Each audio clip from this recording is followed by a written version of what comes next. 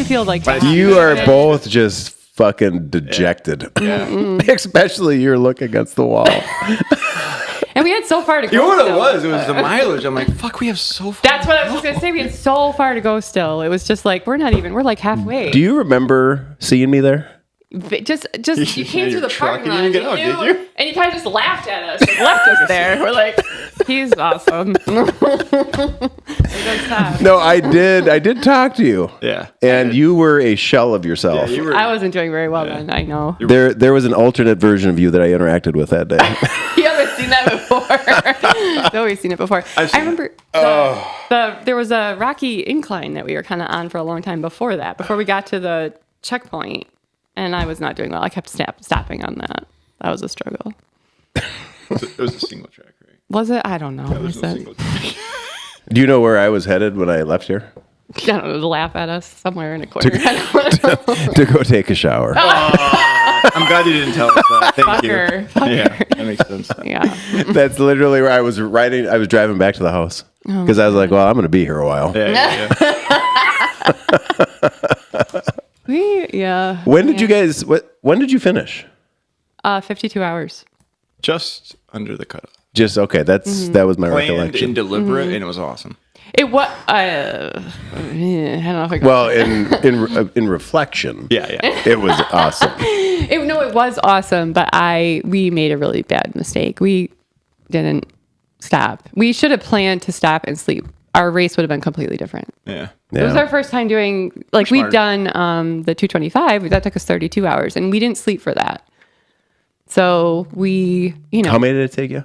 32. 32. We feel pretty proud about this. We're the very first people ever to complete the X. Yeah. The 225X. Yeah, 2020. Yeah. Yeah. And we were schmoes from New York. Like, Yep. we had no idea. First out of the gate. Yeah. Yeah. First out of the gate. I think it's better not to know. Yeah. It's different if you don't. It's different if you don't know. Mm-hmm. Were tissues? Somewhere. Was that the year we saw the moose? We saw a gray coyote kind of go across. Probably. Gray wolf, sorry. There probably was a moose because that was a year that moose sightings were pretty common. So I should say only one of us saw the moose because he was ahead of me, and I said, this is where I think they saw that there was a moose sightings, and we were looking, and he was like ahead, and he starts yelling, moose! Moose! Fucking scared the moose away, so by the time I came around, no moose. Mind you, Moose is my nickname. It's been my nickname since I was a little girl. My father called me that. I was called that in sports in high school because I'm Mucitelli, so okay. easy, That right? makes sense. My brothers, we were all called Moose, so yeah, Moose is meaningful to me. I grew up, everyone gave me little stuffed mooses all the time. All I wanted to see was Moose. I've only seen one. This Scared guy. the moose away. This guy. Well, I stood there in silence for a while, like, moose. But then I had to get louder. He was just too. Bull or cow? Bull was the 3-year-old one we talked about. Okay. That was like a long time ago. You good? Good. We've told all our stories. We're done. Yeah, we're done. We don't have it. We have so Let's roll. many disasters. We're 3.5 minutes in. All right, there you go. So did we catch him sitting down and leaving? 2 minutes into the podcast, Toby's like, fuck it, I'm gone. Well, welcome, guys. Hi. We're so What's up, excited. buddy? Good to see you. All the way from New York. Yeah, Syracuse, New York, middle of New York. Syracuse, New York. They have taken the crown for longest drive. Ever for the podcast or like? Yeah. For the podcast. Who was before us? How many hours? Al and Kristen. Good for Yeah. So how many hours? Is that? 7. Oh, lightweights. Weird. What was yours again? It's like 13? It's like 13, yeah, like every time. Yeah. Jesus. Yeah. We did stop last night. Sometimes we go straight through. That's a freaking haul. But last night we stopped in Grayling. Grayling. No, Gaylord. We stopped in Gaylord. Gaylord. Yeah. So 13 hours. And how many trips did you say you've made up here? That's what is that? 13. This is our 13th. 13th.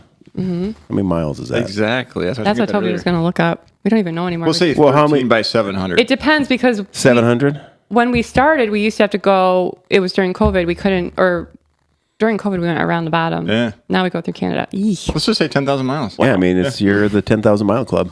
Is there a buckle for that? No. Oh, damn it. you missed the cutoff, unfortunately. Crap. The cutoff was last year. Sorry. That's about our luck.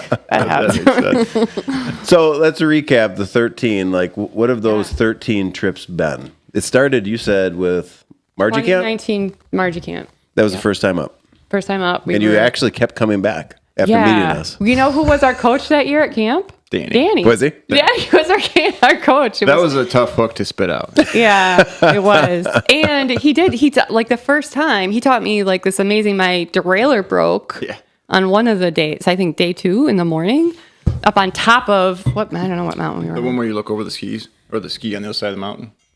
Oh, Grandview? Grandview, yeah. I think that's where we were. And he taught us all how to change my bike into a single speed on the mountain. He's like, okay, it's one of the best things I've ever learned. That's an important lesson. Yeah. For real, right? Crucial. So then I single speeded it out and I got my thing fixed and then, rode again the next day. But yeah, that was Margie Camp the first time. Yeah.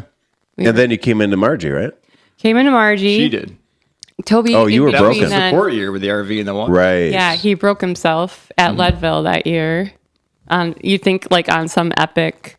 No, but I did finish. So, yeah, quick tangent. Leadville, 2019, mile 30, pipeline, super flat, super chill, doing like 10 miles an hour. I go over my handlebars. You think you hit it like a stick, and or maybe a pebble, a piece of gum, something. Yeah. So you don't even know what you hit? Well, what? It was little. It was ignorance, right? New mountain biker. It was nothing. It was like flat. Yeah, that's what it was. My tire was flat. Was the challenge. No, So, new mountain biker, I was always getting ridiculed for too much pressure in my tire. So I was going down power line, and I was like, man, my tire looks a little soft, but people always say I have too much air. So I'm like, I'm not going to touch it. And on pipeline, at mile 30, little decline, I hit a little rock and just jogged it to the right and folded, and then I went off to the left. I picked up in 2 seconds. I'm ready to go. I'm like, Shoulder. broke my collarbone. Yeah. So, but I did finish. But I did finish. Yeah, you finished. It's impressive. Yeah. Yeah, there's a funny story. Well, the reason why I finished is because she was going to finish, and that was both our first Leadville buckle. This is a true story. Long plane ride, Todd. Yeah, he was Damn like, straight. I'm not gonna. We weren't riding together. Was I ahead of him at the time or behind you at the time? I don't know. But he was like, well, I'm not gonna. If she can't finish and have a buckle, and not me, and that's sort of like that's what drove me. I mean, we love each other. So very that's much, why I was doing support for Margie 2019. Yes. Yeah. Got it. Okay. Sorry, that was a tangent. It's all right. Tangents are okay. That's Margie- probably not the only one we'll have. Oh no, Margie 2019 was I don't know, the sheeting rain year, high humidity sheeting rain year. Yep. And like you said, we were new mountain bikers then. We were sorry to say, we were iron Lame people. triathletes. So triathletes, Ironmen, Iron Yeah, women. we had. I mean, I've been a competitive athlete my whole life, but we had mostly done a lot of tries and I know. Sorry, is it bad? No, you're good. Okay. There's static. I was giving the sign. Okay. I thought you were doing the she's crazy sign. No, not yet. Not yet. Super loser. Okay. Coincidence. So yeah, we've probably done 50 half Ironmans. We've done 5 full Ironmans. We've done, before that I was a runner. I was a collegiate runner, competitive collegiate runner. I'd done a lot of running events. So we were new mountain bikers. We were mostly like. So had you literally just started mountain biking that Like year? literally almost Last the 2 year years? before. Year before? I did some Xterras. No, actually, that's not but true. Not much. Okay. 2017 was my first Leadville. Yeah. So I'd done Leadville in 2017, but Leadville's not very technical. I don't want to. Different. It's different. Different type of mountain biking. Yeah, different. It is. It's hard. It's challenging. It's a really difficult race. Agreed. I've certainly struggled with it, but it's not the same as this. So yeah, we were still new. So that was the year I said that I was just proud that I DNF'd after Tinker Wires DNF. So he quit before I did. That's all I need to say about that. But I did quit that year. So that was in the sheeting rain. We can go back and talk about that. That sheeting rain, I'll just add this to that. So Chris, the czar, who was still doing registration or timing registration that year, we're sitting in the trailer at like midnight-ish when this hellstorm unleashed itself. Yeah. And we're both Initially or Jackson Park? at the finish line. Yeah. So we're both leaning against the wall of the trailer. We're watching this wall of rain come down, and you can't see out of the trailer because of how heavy it's raining. And I looked at him and I said, "Hey, your phone charged?" And he's like, "Yeah, why?" I said, "Because it's about to fucking blow up."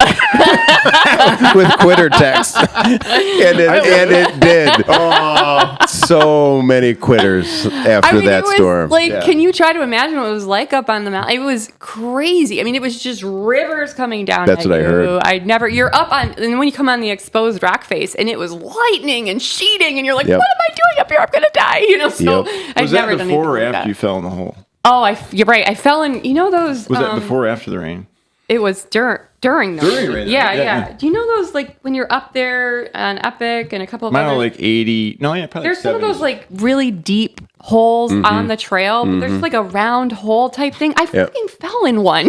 I just fell right in it, and I literally was. It's higher than me. How did it smell? Gross. But at that time, I smelled so bad, right? Because it had been 90,000% humidity the whole day. So I'm sure I probably smelled better than the hole, or the hole probably smelled better than me. So some guy had to yoink me out up there at the end, and then pull my bike up, and that was a lot. So, and it wasn't because I just didn't think I was gonna make the cutoff. So I got to a crossroad, and I was like, I'm not gonna make the 2 a.m. cutoff. Yep. And this is the only place where he's close to me. So I did end up pulling it. I'm in a war vehicle. I can go anywhere, but yes. Lesson learned, though, because I did hear that some people were allowed to go that were just really close.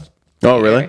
Yes. And I had nothing to do with that. That would have been my wife. Oh, well, God bless Stacey. Because somebody greased her palms. That's what I'm saying. She walked out 20. She has since turned into being very militant. No, I've heard. But that year, new necklace. Yeah. But so I was like, damn it, I should, lesson learned, just always go. Yeah. Always go. And you never know, maybe you will make it. But there were people that were just bombing down trying to make it. And I got to the crossroads and I'm like, I have 8 more miles. I'm not going to So they're bombing trying to make it after the rain.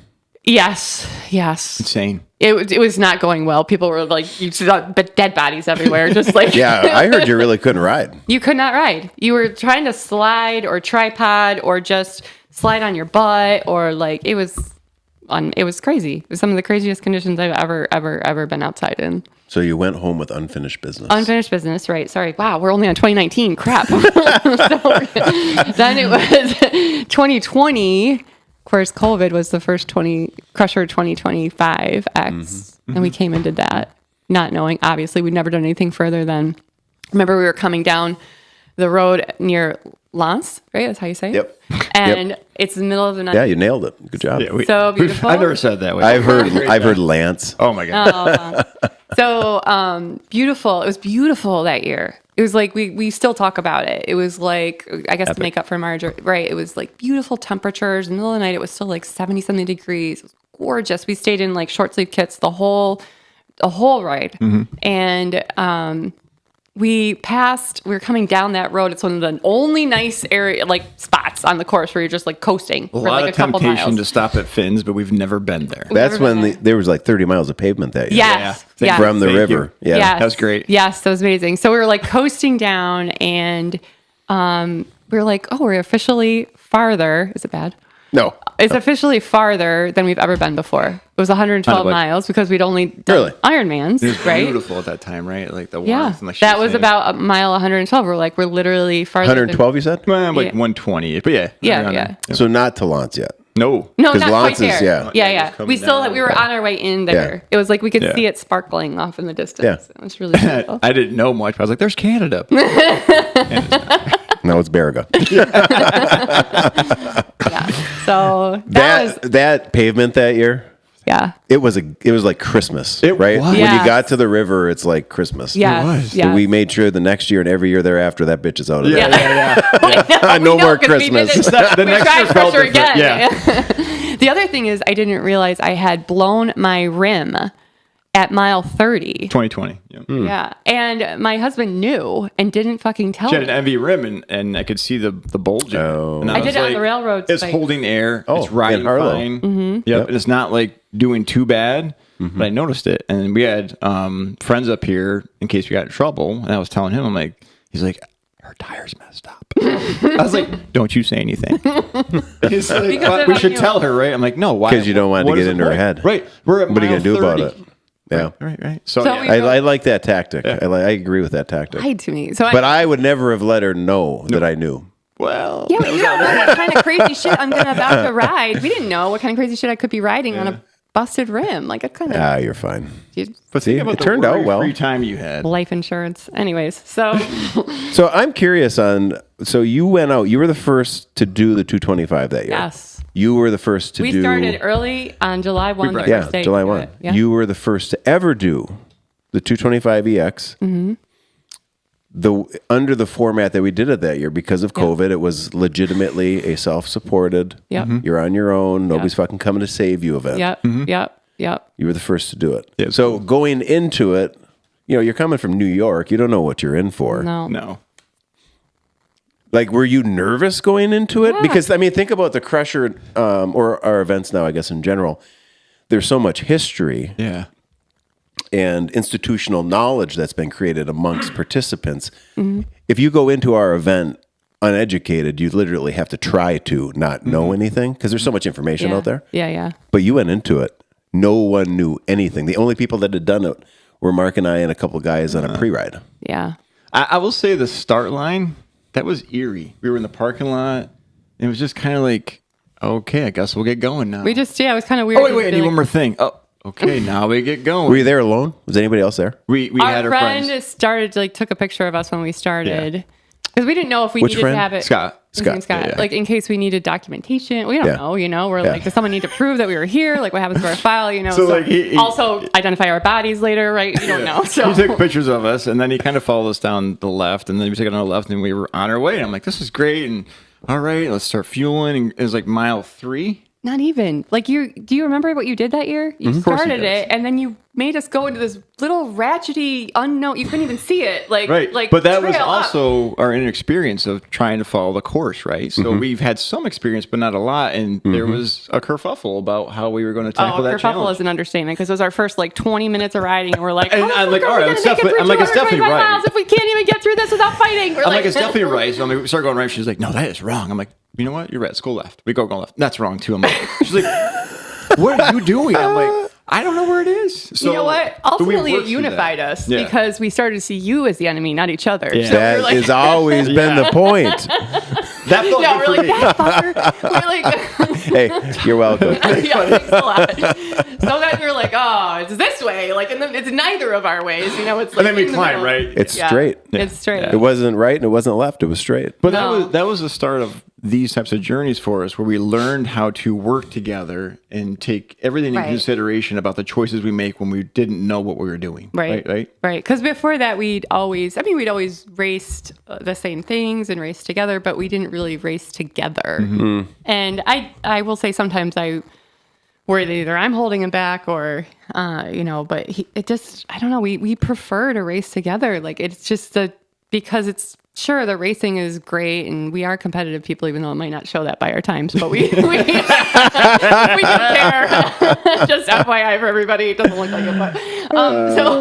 But what we get out of it, like all these stories, we have our own language, we have our own jokes, like all the things we talked about when we were riding in the middle of the night, the things that we see, together. Like the experiences that we've had, like at 3 a.m. in the middle of fucking nowhere, like you're disgusting, and you're still like looking at each other with big smiles, like, isn't this fucking awesome? Like even when we quit the 200 last year, we had times like that. So yeah. And when you tell that to people that don't know that experience, right, it doesn't equate. And it still doesn't equate the experience that we had and shared together. And that's one of the major motivating factors why I do this. Yeah.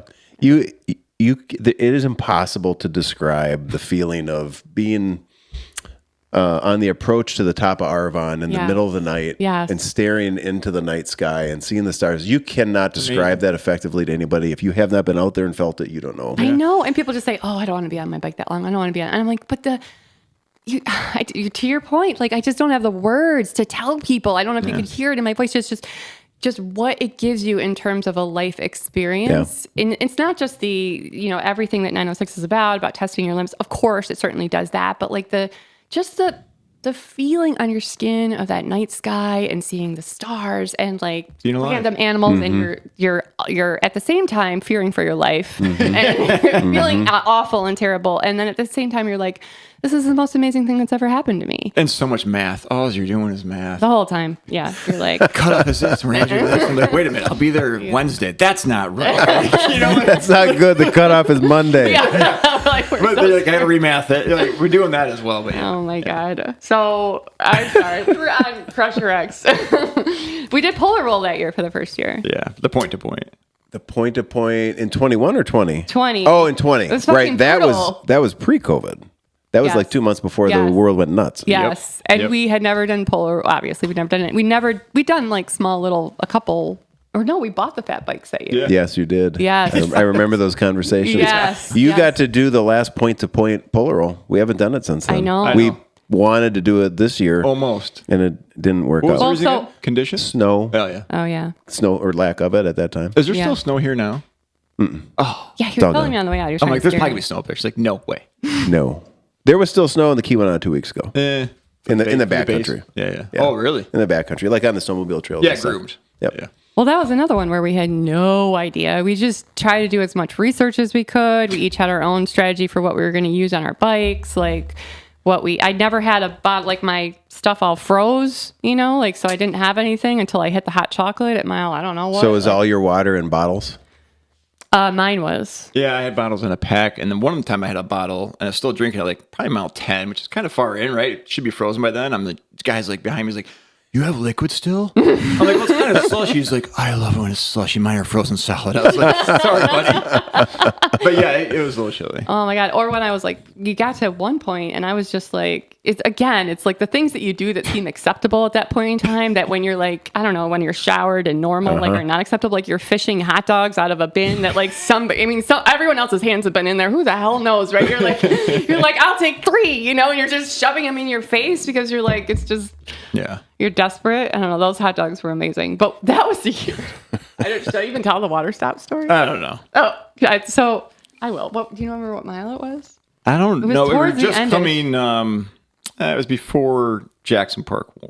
So Was it the Bacon and Hug stop? No. it was the big stop. So you had the fuel tent, and then there was No, like, it wasn't. there It was, wasn't like, Bacon and warming shit. Hugs. It was like agreed. past that. It was. Agreed. No, so there's another one out there. Yeah. It was. It was right off the main snowmobile trail. You crossed it. But there Okay. were a lot Just of off the people side. there. Yeah, Okay. it was a party. And they had a fire. Probably going. BlackRock's group. Yeah, it seemed Because That that sounds time like they it wouldn't could have be been they wouldn't have been in Hill Street. I think it was that crew. It Well, was we pulled Black up Rocks. and we were like, it was like a party, right? Like it was We're like a little lot of beat people. down. We're kind of looking for like, hey, life. Yeah. And we go up to fill our bottles and there's like, A Gatorade, 5-gallon thing, I don't know if we right? should tell the story. You But on probably top want of to it, cut there was a out. bag of illicit material. The biggest giant bag The of it. biggest bag of illicit material I've ever seen. The guy goes, It was green. goes If you like- if you're concerned about he which goes- illicit he goes, material. Savages. Oh, you got muscle? We're like, no. He's like, No, we're good. Thank you. We're like, where the fuck are we? What is happening? Holy shit. Does Yeah. not happen in Iron Man, I'll tell you. So we were just. We lived off Iron Man would be appalled by such behavior. Far too sophisticated. It It was was amazing. Yeah, it was awesome. Oh, we were like, we've told that story a million times. It was hilarious. People were just like, savages. And they just put it down there. Like, So it was 40 some miles that year? yeah. Yeah. It took us Like a long time. 42 or maybe. It was long. Yeah, it was And long. it Felt was long. on the, you think you're going to hit the, not the rail trail. What's the, Heritage Trail? yeah, Heritage Trail. But it was like gale force winds, a Yeah. headwind that Yes. whole time. Up the snowmobile. Yes. Yep. Right, up the yes. snowmobile And it trail. wasn't solid. It was slushy-ish in some spots. Yeah. It was like, if It you was don't pay just- attention, it hurts. It was just slow going. It was almost worse than the trail. And that was the year the trail, like if you fell off, you were like a goner. You were like, bring a shovel and to get back out. So With the wind chill and stuff, it was negative 20 sub-zero. at the start. Yeah. And I remember at the start, we had parked it started on Main Street, and we had parked in that public lot. I was literally like half crying. I'm an adult woman. Snow tumbleweed went by. There I'm was, like, that's like- tumbleweed, but snow. You just saw the wind like going like this. You're like, it's negative 20. I was literally like, I don't want. You hadn't been in winter weather like that riding before? No. Military snowmobiling, but not out with a bike. No. Insane. We're so, but we did it, and we were. And look we at us had now, the- like, we're laughing We about had it. the right gear, yeah, and we somehow. So we did a lot of research, and we survived it. It took us a long fucking time. It's a tough one. Cookie. Todd was like, oh. I remember you were like, oh, you guys made it. I think I was a little surprised. We're like, where's the cookies? He's like, there's no more cookies. No, we got a cookie. We did get a cookie. That was a crazy race. And then we went back and we talked about it to everybody. We're like, this is crazy. This race is... And then it was been mild weather ever since. Yeah. It has been. Yeah. It was snow has been kind of this isn't that bad, Kristen. I'm like, I swear. I swear it was bad. But we have recruited a bunch more people. It's because they haven't had the point-to-point. Yeah. That's probably why. That's a different animal than what we're doing the last few years. So is that a target for 2026 now? Absolutely. We gotta get it back. Yeah. I mean, that was the original route. Mm-hmm. Yeah. When we started the event. That was the point-to-point. Well, I mean, you're doing the long race, it is a point-to-point, and that is brutal. And, there are people that are doing that. So you still got the spirit going. That was tough this year for everybody. Was it? Yeah. I mean, there's only do we have 13 finishers? Not many. Wow. The success rate prior to this year had been 90% every year. Yeah. But this year was the first legitimate winter ultra weather, and it was ugly. And we changed the route a little bit too. Yeah. How were the trail conditions? Not the weather, but the trail conditions were tough or not? It's funny because it always depends on who you ask, right? Yeah. I mean, I sat on Sand River Road, and I was waiting for people coming off of Segan. Just to see them, say hi, heckle them, give them the finger, ask them how it's going. Like you do.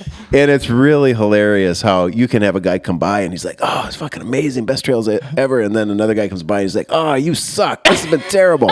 And it's like, did you guys ride the same trail? Is somebody in the group bipolar? How is that possible? So, and this happened on a recent race for us. And This perspective, I think it's how you go into it, right? If you go in with a good attitude, you might be able to maintain it. No, right. 2 weeks. We've done the last few weeks. We've been doing some tune-up races. Yeah, some short fun gravel. Yeah. I did the New York State Gravel Championships, and the New York State Gravel Championships we rode it on our hardtails, and it was a great course. You would love. We finished it. We're like, this is a Todd course. Yeah. Because you're riding through even in all your, I shouldn't say it because you'll make it happen. But I rode through Margie God will. 5 Can you write this down? Text it to me later. Mud slop. I've never seen that much. You're literally going into mud slop like you're a pig, just riding through this stuff. And all the poor little gravel bikers, they were suffering. We had our mountain bikes, right, that were shedding, and we, did just reeled them in one after another. And I'm like, and they're I look over, I'm like, how's it going, sweet cheeks? Poor little sad. Gravel bikers. So bad, yeah. But they were, part of it was, right, equipment is everything, right? They were having a miserable day because it was tough conditions. But at the same time, some of the gravel bikers were I come up next to someone, I'd be like, how fun is this? This is so awesome. And they're like, and then some of them were like, yeah, this is awesome, right? Because I'm like, it's an amazing day to be out on a bike, living. And when else are you going to do? I'm 49 years old. When am I going to play in the mud, other than when I'm on a bike in a race? Agreed. We raced in Delaware recently. Same thing. It seems to be following us. FYI, anyone who's doing the same race that we're doing this year, watch out. Could be a sign. Yeah, Delaware, it sheeted rain. Gravel Championships was horrible. We did a race last weekend, all mud. So it's us. Which one did Mom do? Last week it's called Island 25 or 15, and it's grass mostly. Cow pastures, right? It's like a wildlife refuge. Yeah. So is it her first race? It's her first off-road race ever. So cool. She's done a couple charity rides. She used to do that. Do you see her smiling in the middle of the course? That's well, I just think how far she's come from finding her seeking Hogback Mountain with your aunt. I'm glad you brought that up. Still bad. Am I? Oh, you're in trouble. I'm in trouble. It's typical me. Are you enhancing the the audio? I break things a lot. I can barely hear what you're hearing. Oh no. Oh, okay. Tell us what to do, Mark. Listen. Yeah. No, it's okay. When since I mentioned that thing about your mom and your aunt, it's worth revisiting for a minute because I don't remember who I was with. Somebody was with me. With a guy. Yeah. I didn't know who they were. Yeah. Right. I did not realize they had any affiliation with you guys. So we're going down Beagle Club Road toward Harlow. Mm-hmm. for course marking or whatever the hell we were doing. What year was this? This was like 2023, Margie. Yes. Yep. Yeah. And Day before. we're bombing down the 2-track, and out of the blue, there's 2 ladies, in the middle of the trail. And these, don't forget Annabelle was carrying an armful of bark. they do not look like 2 ladies that should be where I'm finding them. Okay. Yeah. But we're rolling up to them, and we kind of went slowly past. And I'm like, "Hey, you guys good?" And they're like, "Ah." I don't even remember what they said, but they're like, "Ah." And then we rolled a little bit past them, and I was like, "There's just a voice in my head," and it was like, "Is that the response you got to go back." Yeah. So I went back, started questioning, and then somehow realized they were there with you guys. And then I'm like, "Oh yeah, I know them." Well, she called you out, Karen. Her mother is like, she's like, "Are you Todd?" Oh, okay, yes. And then when I was asking, like, "Where are you going?" They were going in exactly the wrong direction. They're like, "We're following the arrows." They're trying to get to the parking lot. Right. I'm like, "You don't want to follow these arrows." No, never. Because they were on the Margie arrows. Yes, they were heading out into the rest of the course. Oh my god. Yeah, and so they were like no funny. cell service. It was getting dark. There was no cell service out there. We were heading just into, doing like the last tune-up, right? Just riding around those trails, super chill for like 45 minutes, then go home. And we got back to the car, and they weren't there. And that's when we started to escalate our opportunity to find them. Yep. Let's just say. I think I eventually got a message out to you, right? Yeah, later. Something along the lines of, "I think I saved your mom." Yes. No, you legit, actually literally saved us from like an air rescue type situation because it was dark, no cell service. Holy shit. They were like, yeah. So man. the end of it is we're standing near the parking lot, but we're in the trail. Like, where do we go next, right? Where would they have gone? I'm legit starting to like panic. She was starting to get very panicky. And then all of a sudden I'm like, and again, military, part deaf, I'm like, I hear them. She's like, "You can't hear anything." I'm like, I go, "But I hear them." And then she's like, "No, I don't hear them. You're hearing stuff." I'm like, and I heard him come down the trail just chirping and laughing Seriously? and carrying stuff. Yeah, Kristen's like, "Are you kidding me?" If they don't look like chastised and sorry, like I'm gonna be so upset. But then we had a great evening. And They it's told been a us great the whole story. story. To tell, Yeah. Oh, that's been a great story. Yeah. Yeah. Well, for Christmas that year, we got them. I got the last shirt for the Hogsback. It's got Hogsback Mountain GPS coordinates on it. We got them like wrist compasses with little survival tools on it. I'm not That's even for joking. Christmas? Yeah. That's perfect. Yeah. So back to the race. So you specified first off-road race. Yes. So she must have done on-road. Was she a triathlete? Really done. Charity rides. Charity rides. Okay. My mom never did anything athletic until she and my dad separated. So it's only in the last 15 years. 15 years that my mom has started to do. She started to do Zumba, and then she, It's awesome. That was the gateway. Now she's doing strength classes. Yeah. She's badass. Yeah, she really is. She's doing Lifting? like HIIT classes and strength. Mountain biking classes, and she's How old is she? 69. 69. Yeah. Getting after it at 69. She's freaking crazy. Just Every year starting she her does journey. something like new. You should hit her mom up. You guys can share strength training routines. Yeah. He's just started. Oh, really? Yeah, he's doing it every day. Aw. That's awesome. Yeah, my mom, she's crazy. She'll do like a water aerobics class, and she'll do a strength class, and she's retired, so she's like, then she'll walk 5 miles, and then she rides her bike. She'll do all that in a day, and then she does it again tomorrow. She's insane. She tries to do 10,000 steps a day. She's a maniac. She doesn't do any caffeine. Why? I know. She never has. Why? Yeah, she's just, yeah. I mean, just imagine if what she's doing was fueled by I caffeine. can't even. I tried to give her. I mean, unstoppable. Gone. I tried to give her a caffeine gel for the race. I did give her a gel, and she was like, "I don't want it. I'll be fine. It's only 2 hours." Blah blah blah. It was 15 miles she was doing, and I was like, "Okay, are you sure?" So then after the race, she's like, I took one of your gels. And my mom is the sweetest. She's an angel. She doesn't say anything mean like that. She's like, "I took one of your gels," and I'm like, "Oh, what'd you think?" She's like, "Wasn't great, but it was fine." Whatever. But she did too, because They're she was not getting good. bonky, so What are you using? What kind of gel? we like the Never Second. Yeah. Oh, I don't even think I've had it. They're like you an haven't? unfrozen freezy pop. They're like melted freezy pops. Oh yeah. Yeah, they're wonderful. We'll give you one tomorrow. Yeah, I'll give you. I have. We'll throw it.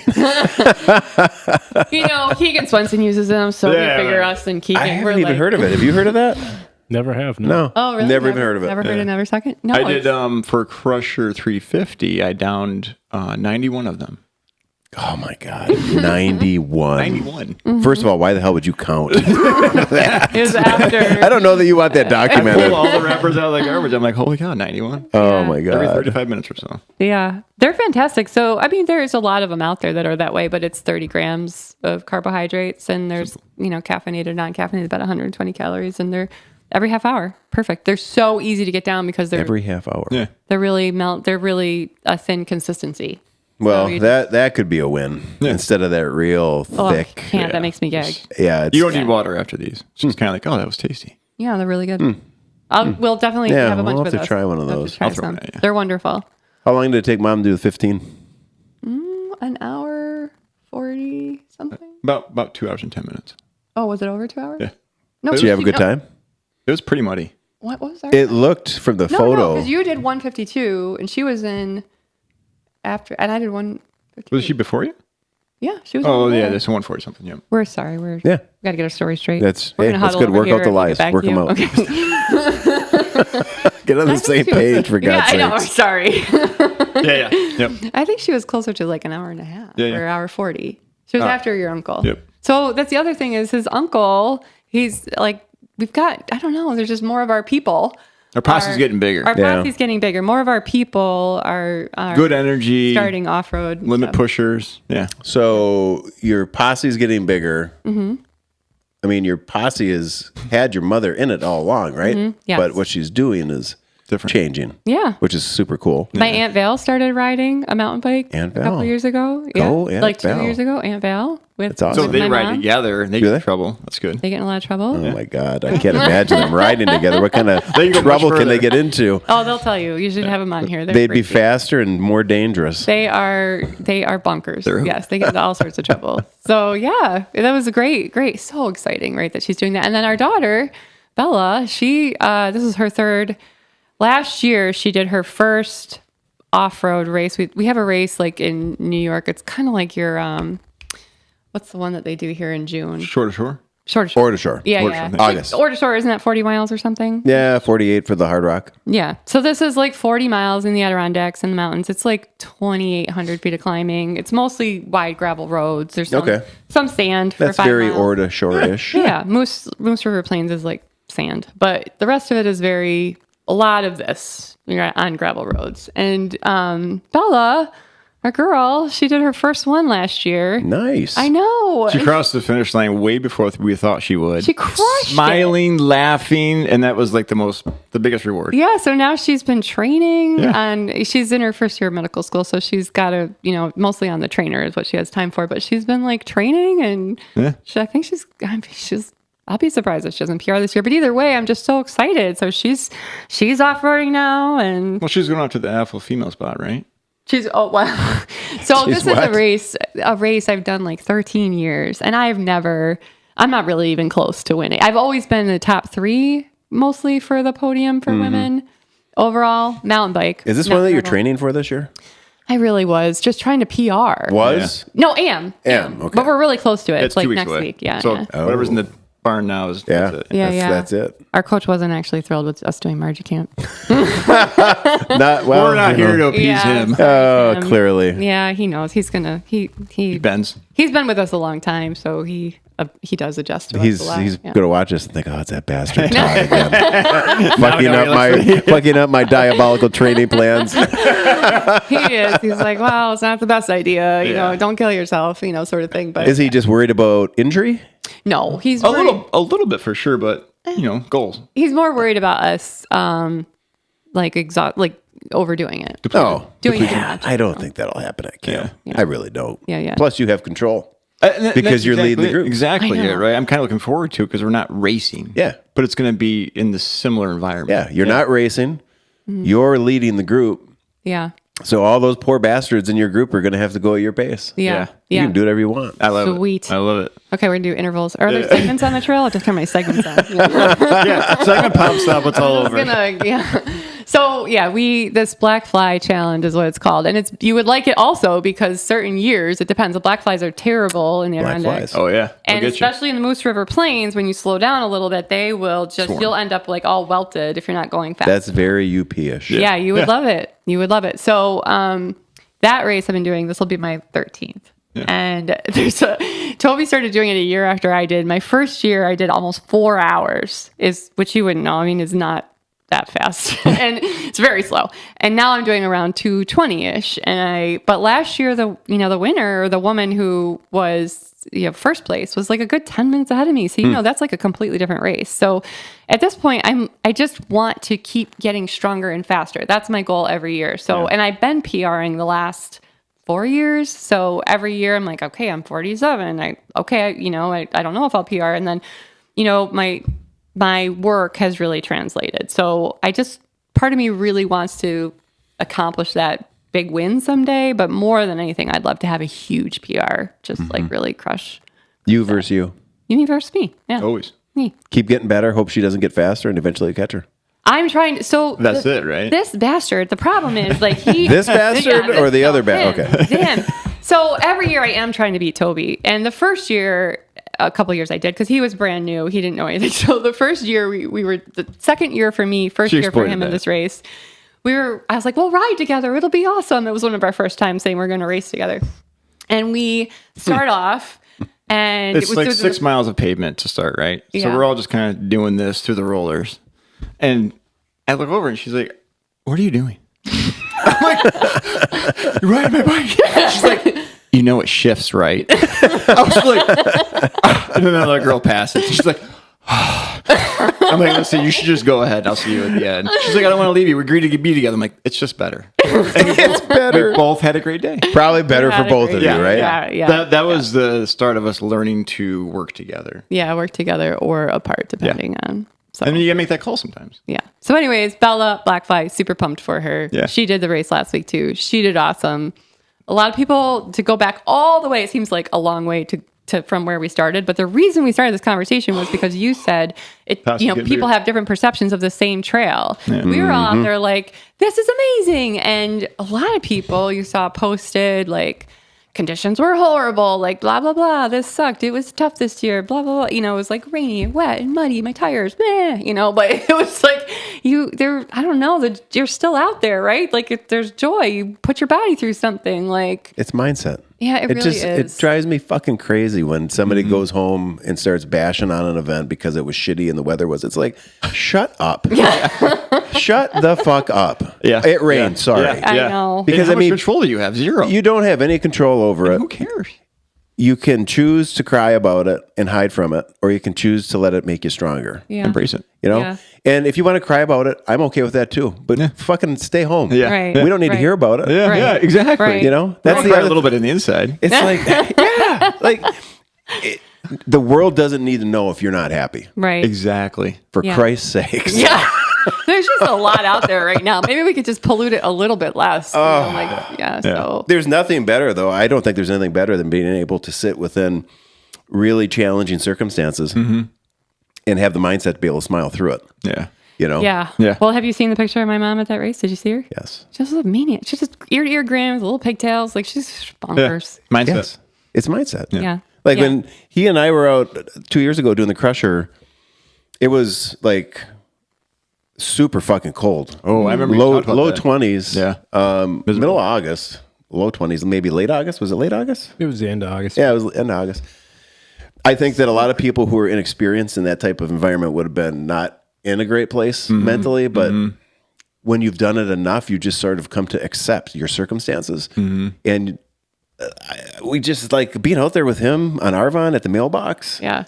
Fucking freezing my ass off. Yeah. It was awesome. Yeah. Right. I did not a bad thought never even entered my mind. Yeah. Oh, gotta change gloves. Yeah. We should probably keep moving because we're starting to fucking shake. Yeah. Should probably get going. Sounds good. Let's go. That's awesome. There are times like of course, like we'd be lying if we didn't say that there aren't times that I do sometimes get like negative thoughts like, oh man, this is tough, like this hurts or I'm freezing, or stuff like that. But it's acknowledge it, move past it. Acknowledge it. Yes. Right. So back to that, right? With you and Mark, What if it was you and somebody that wasn't Mark? That was bitchy. There's a chance, right, that scenario Wouldn't be might good not, for them. They're still got our bond. but the scenario might not be the same. The outcome might not be as positive, right? Like, Yes. So it's about who you surround yourself with. Well, you're 100% on that. I totally agree that the outcomes in your life aren't always just driven by you. It's driven by who you put into your personal equation. Yeah. We were talking about this on the drive up this time because we have gotten so intentional in a way that I think not everybody does, just because we notice now that we've made this switch about who we let Inner circle. kind of in our energy. Yeah, like You have to, you really do. because it'll influence your entire life. It will. The sooner you realize that, the better you're off. Yeah, but people are. I don't know why. And it's hard to People- make the switch once you realize that you're, partially around negative energy. You have to acknowledge it and you have to remove it, and that takes time. Yeah. Well, And even it- after that, then you still don't experience the full ROI until later on. It's amazing. Yeah. Well, and it takes intentionality. Yeah. And it is hard because you do have to kind of stand your ground sometimes with people, but Short life. Though. Well, it can be hard too, because there's some just human relationship dynamics that Yeah. are at play when you have to start to disengage Yeah. Yeah. and pull away. yep. So that can get, dramatic sometimes, Yeah. depending on the people involved. But Yeah. I mean, I've been there. Yeah. It's just part of life. You still got to make the hard decision, do the hard thing, and cut bait. Yeah. That was really, we, not to be too serious, but Serious is okay too. okay.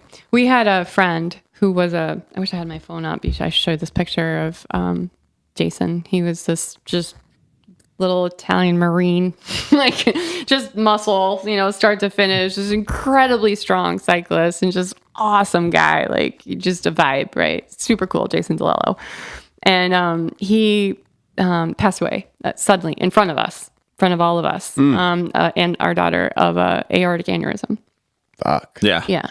This was, I had no idea. That's terrible. it was really, really traumatic for obviously all of us, but my daughter really struggled for our daughter. Sorry. That's okay. I don't know about the same age.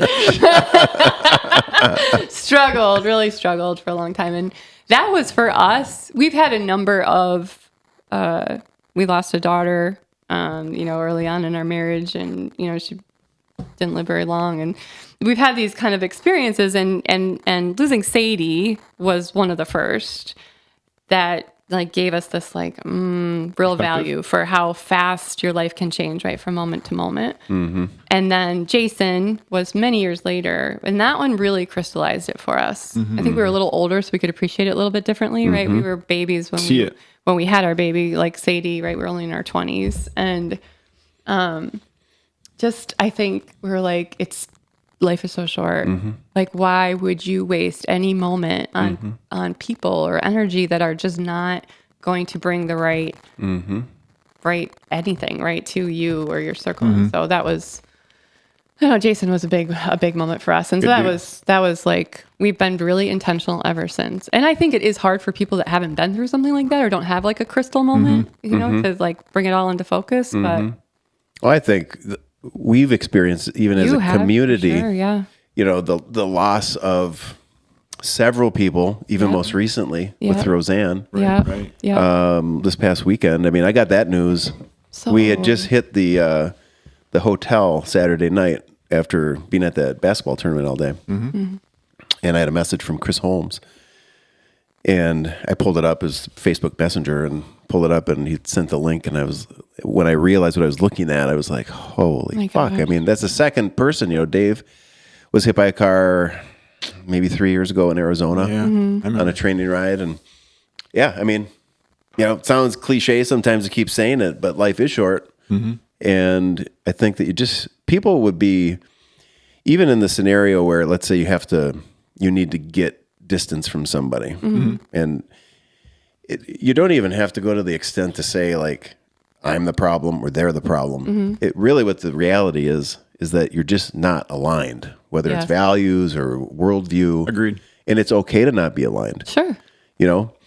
Move on. Yeah. Right. But not everybody can move on. Mm-hmm. Yeah. A lot of people have to find blame.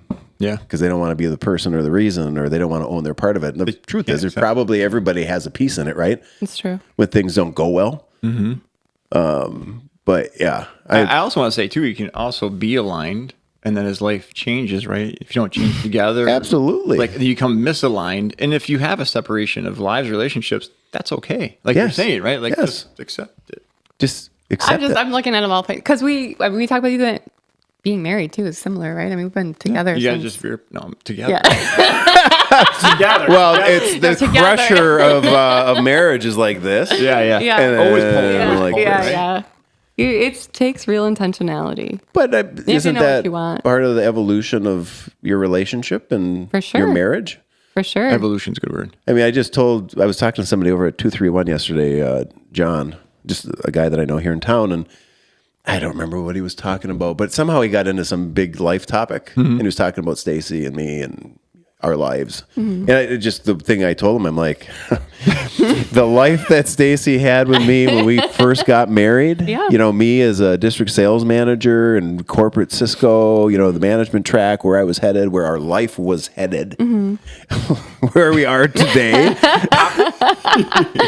It's like we left that life. Yeah. Or like she just married a different guy. That's how fucking And she chose to go with you, though. Yes. You guys chose together. Yes. I mean, our lives we've never gotten like this, but it's been like this. Yeah. It's been like a crusher. Yeah. And it's just what it is. Same. And it's fucking great. Yeah. And sometimes really it's not right? great. Yeah. Right. Yeah. But you appreciate the good times when you have the bad times too. Yeah, I think that the bad times help put the good times in perspective. And the good times help put the bad times in perspective. Yeah. Right? Who wants to just be even kill the whole time, right? God, how fucking boring. I mean, what is that, 9 to 5? I mean, that's why we adventure race. It all lines up with our personalities, like always clawing for more. I think it's just what you get out. I mean, like to come full circle again in our conversation, it's what you get out of it. It's incredible. You can't get it anywhere else. To the things that you talk about with the kids, or what I can sense that you talk about with the kids, right? Yeah. Like that testing of what you have inside you, that growth that you get, the growth opportunity that you get doing these things. Yes. It's amazing. You can't get that. It's very difficult to get that anywhere else. We've been doing this travel basketball thing, 14U team and 13U team. And, you were just talking about what you get from something. What we've been trying to hammer home for the boys is they seem to be very acutely focused on what they get from the tournaments, i.e. what place did they finish. Yeah. And Brian's my co-coach. We keep trying to express to them, listen, what you're getting from each of these tournaments is a direct result of what you put into it. And, these boys are 13 and 14. We got a couple 15-year-olds on the team too, because you can kind of blend the ages. And I just want to tell them, like, guys, you're getting to a point in your life. You're not little boys anymore. You need to become more intentional in what you can't be doing everything, right? When you're 6th grade, 7th grade, okay, great. 5th grade, if you want to sample stuff, great. But you got to start getting a little more focused and intentional. If you want to win a tournament, then you better put the goddamn work into it that it requires to win a tournament. Or if you don't want to, just don't go home mad that you didn't win a tournament. Right. And you have to say no to other things to meet that goal. Right. That's all. That's tough at that age. It is tough, but it should be part of their evolution. What'd you say? It's tough at our age, choosing to train. Right? But you're right. I totally agree. Yeah. So we do know that. I mean, a lot of people that we were riding with even 5 years ago aren't riding anymore. Not riding it at all. Some are not riding at all. Some are just different. And that's okay, right? Everyone's lives are on different ebbs and flows, right? So did they shift into different activities, different pursuits? Drinking? I don't know. I mean, are they good at it? I don't know. Yeah, some. But, some of them are just, you get into their life, like they the kids are a little older, right? It's really like now they're in the busy season of their lives. Like we're a little bit, we had Isabella early, so we're still young and cool, clearly, right? Right. And so we can still go do stuff, but they different timing on things. Yeah. Some of it is just they're just living the life, right? They're in it. They have their kids. They got lots of travel stuff. They don't have the same energy. I will just say though, for us, we even throughout of all of Isabella's sports and collegiate sports, and we only had the one kid. I don't know if you want to keep making excuses or whatever, but we did always prioritize this. Like we were always at a point where like we've got to make space for this. Wasn't always Ironman distance. Sometimes you can't accommodate that kind of training, but it was always space for doing something that challenged you. So keeping space and preserving space for challenging yourself in some sort of activity is what you're saying, right? Yes. Whether it's biking or triathlete or mountain biking, endurance events. I don't feel whole without it. We've gone times where we didn't have those in our lives, and I don't feel whole. Yeah, didn't feel good. I will say now, even though we don't have, like, we're kind of empty nesters now, although we don't live on a farm, just so you know. I only have 3 acres. But we do have 8 ducks and 3 dogs and 2 snapping turtles and 3 chickens. And it's on that's good. 3 acres. And I haven't had a duck egg yet. The Amazon person came up to our our driveway the other day and was like, "Oh, I love these little micro farms." And I'm like, I look at her. I'm like, a little micro farm. We're not a micro farm. How cute. How cute. It was not good. So, I mean, we are empty nesters, sure, but I'm finding it harder now to juggle the training. I think just career-wise, right? Like still trying to work and be in this kind of point in my career. Harder? Why? Tired. My brain is tired. So is your career requiring more of you right now? Definitely. Every year, I think work gets harder. Hospital land is really hard. Mm-hmm. Yeah. I mean, it has been since COVID. Mm-hmm. It's just a very hard space. Healthcare is a very hard space. I don't want to get all policy and serious about it, but yeah, it is. I mean, Stacy's in that space. She's in a different office now. She was in the hospital, and she was going through it during COVID, and there's no money. Tough. There's no money. Hospitals are not being supported in this country. Mm-hmm. Payers rule the land, and providers are really kind of SOL. Mm-hmm. It's really tough to keep serving your communities when there's no resources. Mm-hmm. So, and that's everywhere. That's literally everywhere. And I don't think people appreciate how fragile our healthcare ecosystem is right now because of, how we've allowed it to continue. They probably don't appreciate it because they're probably unaware of it because there's too much shit competing for their attention. True that. And they end up going down rabbit holes of shit that doesn't matter. Yeah. versus healthcare, which is critical. Right. I don't care what side of the aisle you're on. Healthcare matters. Yeah. Especially when it's for you, right? Then it becomes, for sure. Or a loved one. Right. Well, I don't think people understand that when you cut something for one group, you're really cutting it for everybody because then there's less resources to support the care in the community, period. And when services stop, they stop. They don't stop and then start back up again the next year. Like, oh, we made a mistake. We stopped on Wednesday. Well, we'll start it up next month. Oh, accounting error. Sorry. It's like it will take one's services end. It takes a very long time to recover them, if ever. Right. And so they're just gone in your communities. And would they come back the same as they were? I mean, right. Who's very unlikely, I would think, right. or difficult, maybe I'd say.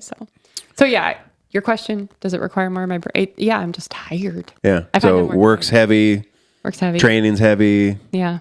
Dealing with Toby's heavy. I was just going to say. So heavy. Look at this guy. The husband noise. Having a pain in the ass husband. God. You again. So here's my question. Maybe it's a dual question because I told you I wanted to.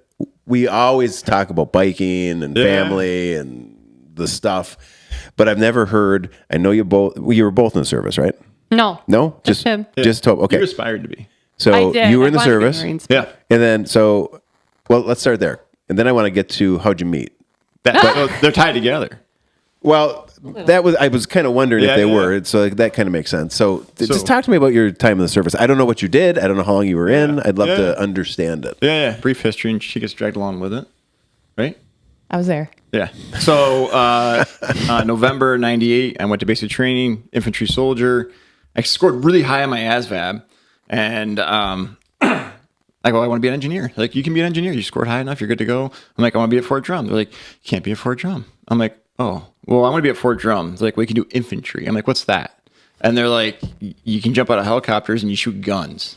I was like, every day? Every day? Like, every day. I'm like, that's me. I'm doing that. I'll be at Fort Drums. I live in Syracuse. It's an hour drive, so I could go home on the weekends, right? See my friends and family.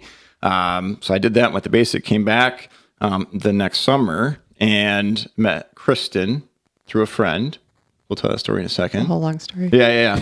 And she signed up to be with me, knowing that I was going to get deployed to Bosnia for just about a year in like 4 weeks. We met in July. June, July, and I got deployed in September 9th. Yeah. Right? So, gone. Long distance relationship right out of the gate. So cute, though. He was so cute. So I came back. It's funny. She sent me packages, letters every day. Mind you, I'm in the infantry, so there's really just me and a bunch of men around with guns and Humvees and all that stuff. And she sent me a Christmas tree and endless amounts of Heath bars. Until he was like literally stopped. So I was like, I got to the point where I was like, I don't even like these anymore. I give them to my friends. They got to the point where they didn't like them anymore. I'm like, I can't give them away anymore. Stop sending the Heath bars. But we had a Christmas tree in my sea hut, which they call them, right? In the military deployed in some locations. So, but my squad had a Christmas tree because of her. That's excellent. Yeah, right. So I brought that touch. But then came back, still stayed at Fort Drum, got deployed numerous other times. New York City, National Guard.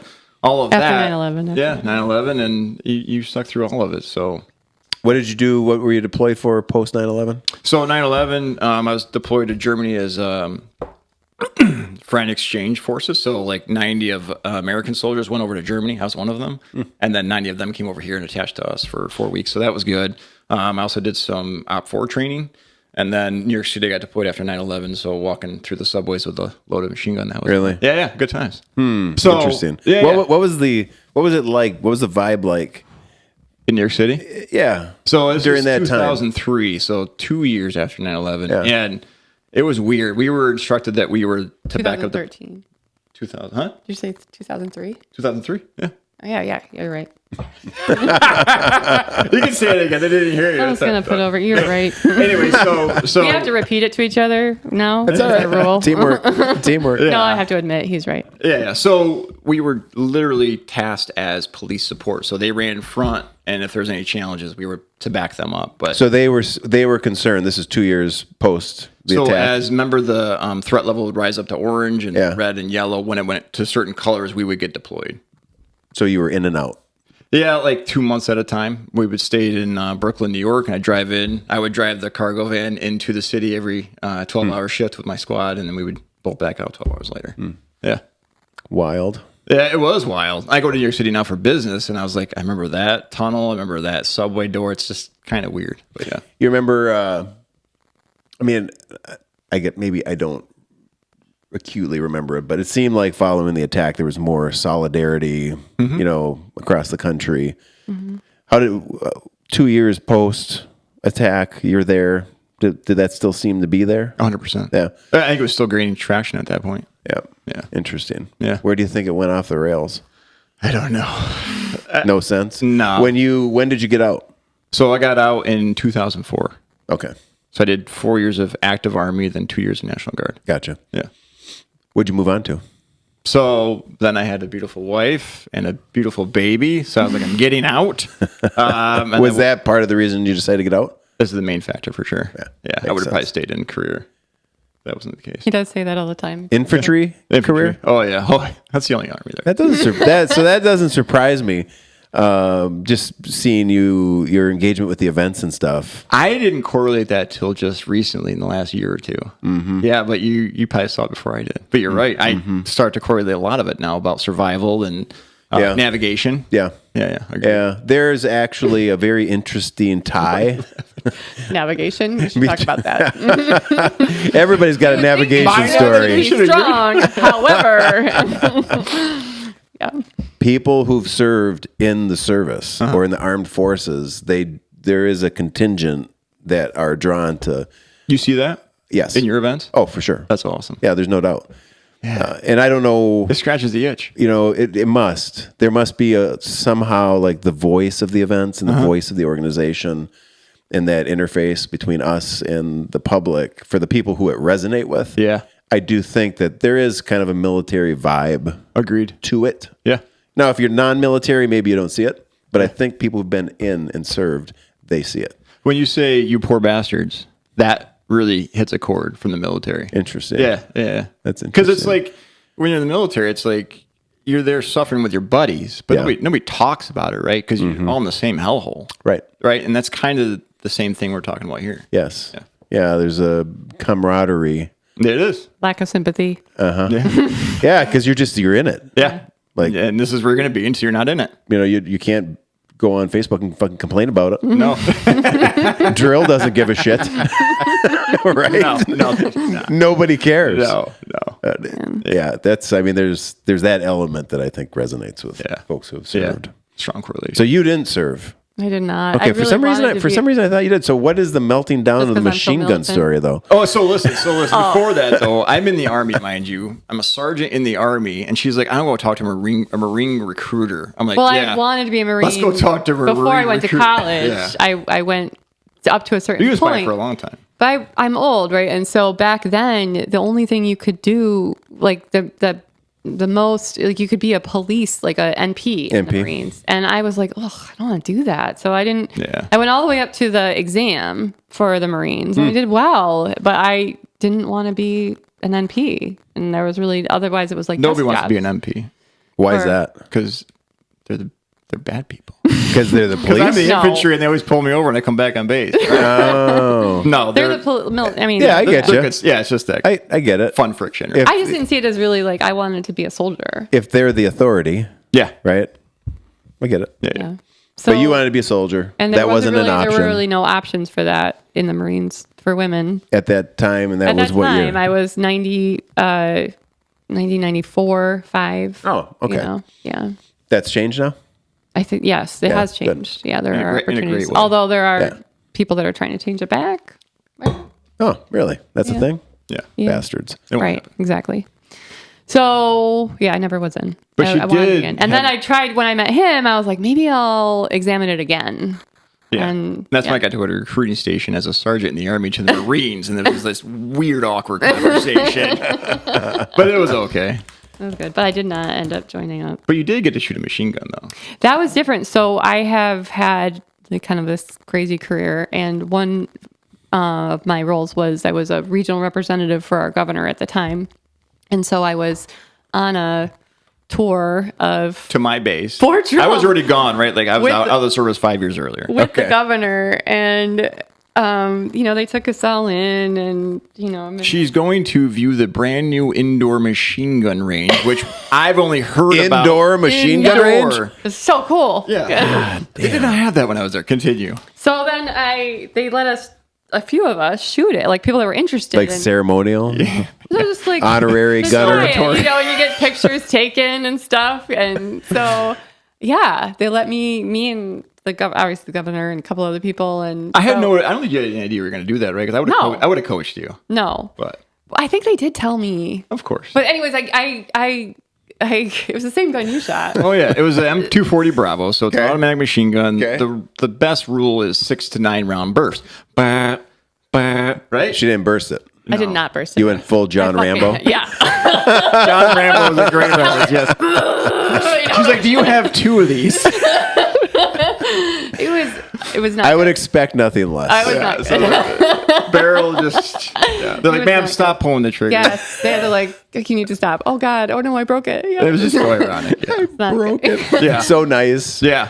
Oh, I'm so sorry, I broke your machine gun. It looks a little droopy. It was not good. It probably cost a lot of money. It was not. Nah, they're like $2,000. So they're cheap. Yeah. So he gets out. What are you doing? When you got out of the Army? You in school? You working? Must have been working. 2005, 2004. Oh. They're Mackney.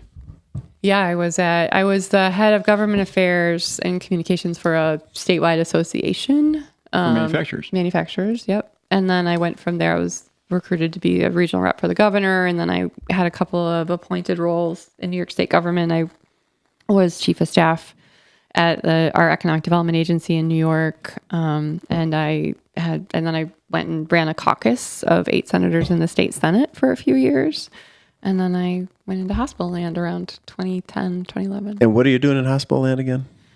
It's a really long explanation. Yeah, give it to me. Yeah, I do. I want to hear it. Like fold up business. Yeah, I know. It really is. Are you ready? It's like a trifold. Yeah, okay. You got time? It folds out and down. Is. Like nobody knows. Very few people know about this space. So hit us with it. Yeah, more people should know about it. I agree, 100%. I agree. I hear about it all day, every day because we share an office space. I should let you try to explain. Let's see how close you are. And I'm always because you're remote. Yeah, most of the time. Okay, not all the time, but I'm always intrigued to hear all of her conversations. You gonna try to explain it? No, not even a little bit. Oh. I want to hear it now. We're going to get to you next, but first. Try. Okay, so my title is I'm the Senior Vice President for Population Health and Advocacy for a 2-hospital system in New York, Syracuse and Albany, Trinity Health New York. And I have 2 predominant roles. One of my roles is still government affairs. I've been doing government affairs for 20 something years now, and that is exactly what you'd think, right? I work with all government officials at all levels, city, county, state, federal, you name it, representing us and our policy perspective, our issues. I ask for help and support and change and all of that. So that's my job, is to maintain a good, productive working relationship with all of them and to communicate back and forth, give them facts, data, information, and try to push for change and get support. Been doing that a long time.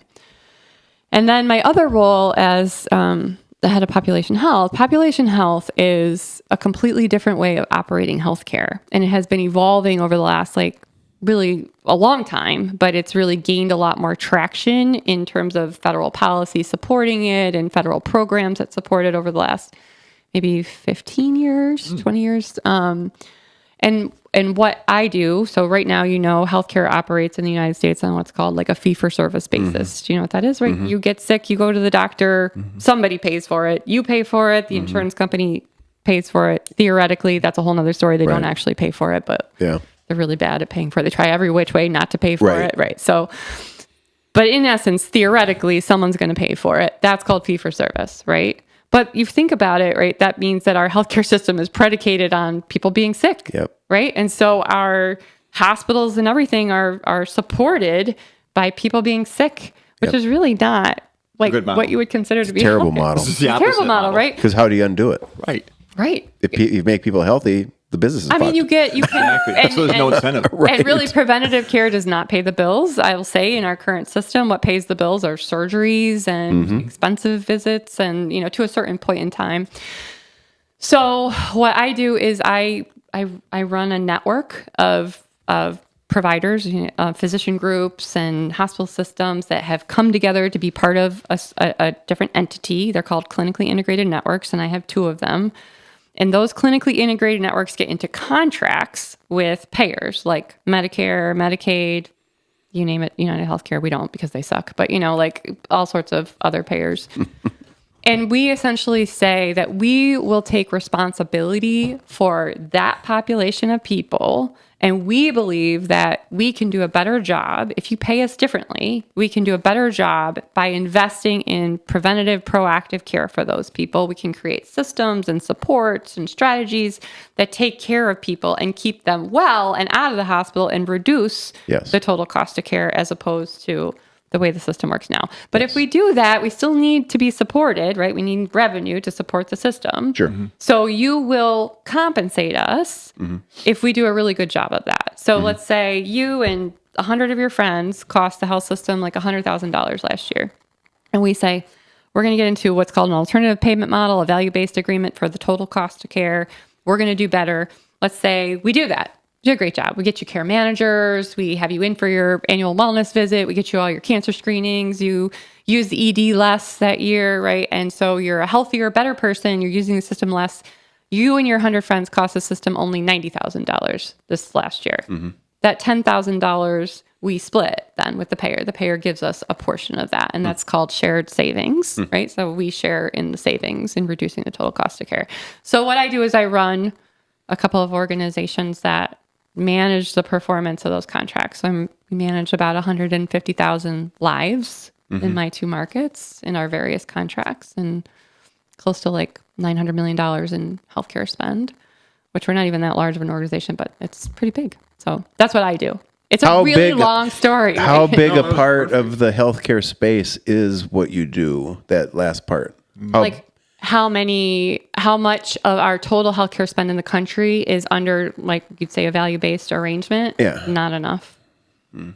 It's very difficult. We're really going to go down a rabbit hole here. I'm going to try hard not to. It's very difficult for systems or providers that have not been doing this or laying the groundwork to do it for some time to make a pivot into that space, because healthcare is so constrained right now in terms of resources. It's very hard to then find additional, to say, we're going to not be compensated. We're going to try to reduce the number of visits into our system, or we're going to try to reduce the number of ED visits into our system. When you're scrambling for every dollar and you're going to say, I get it. Try not to have as many dollars coming in right now. We're going to bank that we're going to make it up on the back end. That's very, very difficult. Well, it's an absolute paradigm shift. Yeah. Yes. Yeah. So it's hard to make it's hard. Opposite ends of the spectrum. Yep. And unless there are, there's funding to support it or pathways to do it, then it's very hard to make that shift.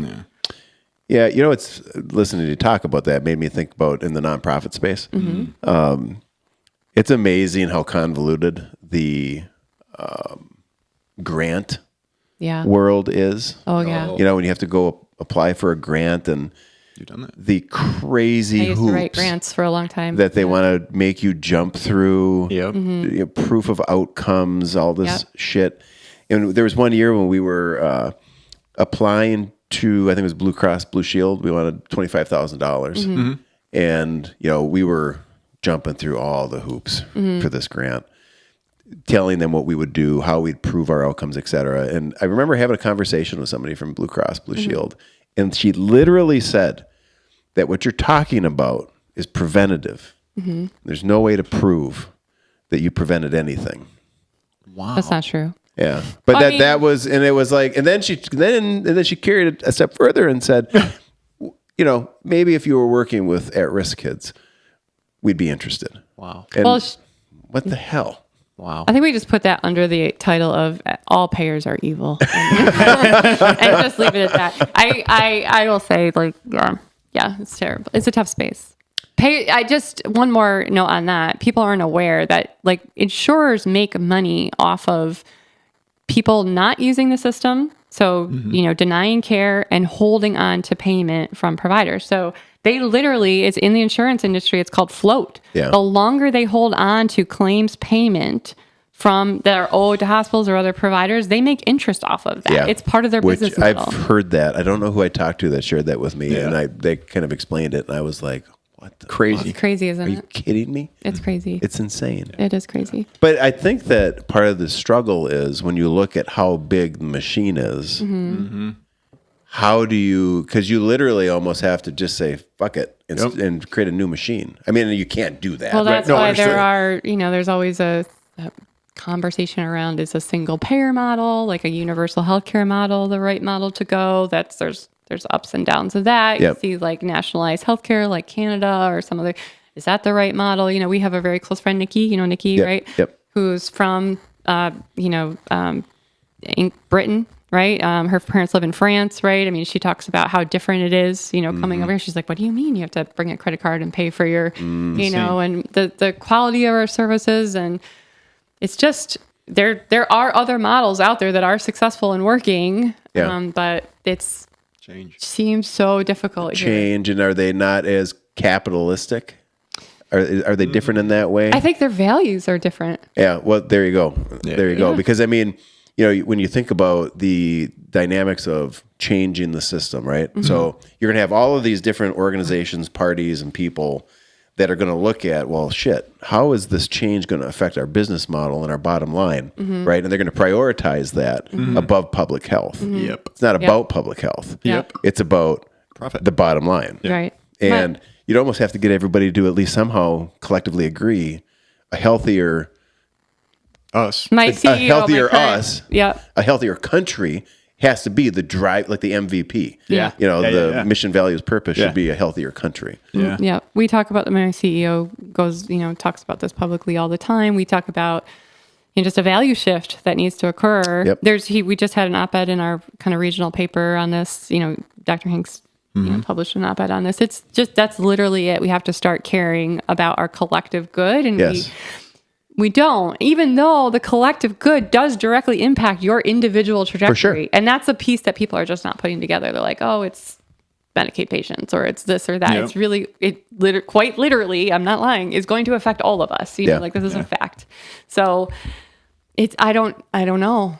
I don't know how. I mean, when you look at the collective good, putting the prioritizing collective good above individual good, it's literally like the foundational bricks of 906 Adventure Team. Yes. Yep. The organization, the events, and the youth program. Written, your mission statement. It's literally baked in And I think with the way that we present ourselves in the events in the youth program, what it does is it actually filters out the people who are self-centered and selfishly motivated. And and I don't mean that, I should be careful. I'm not judging them or being negative.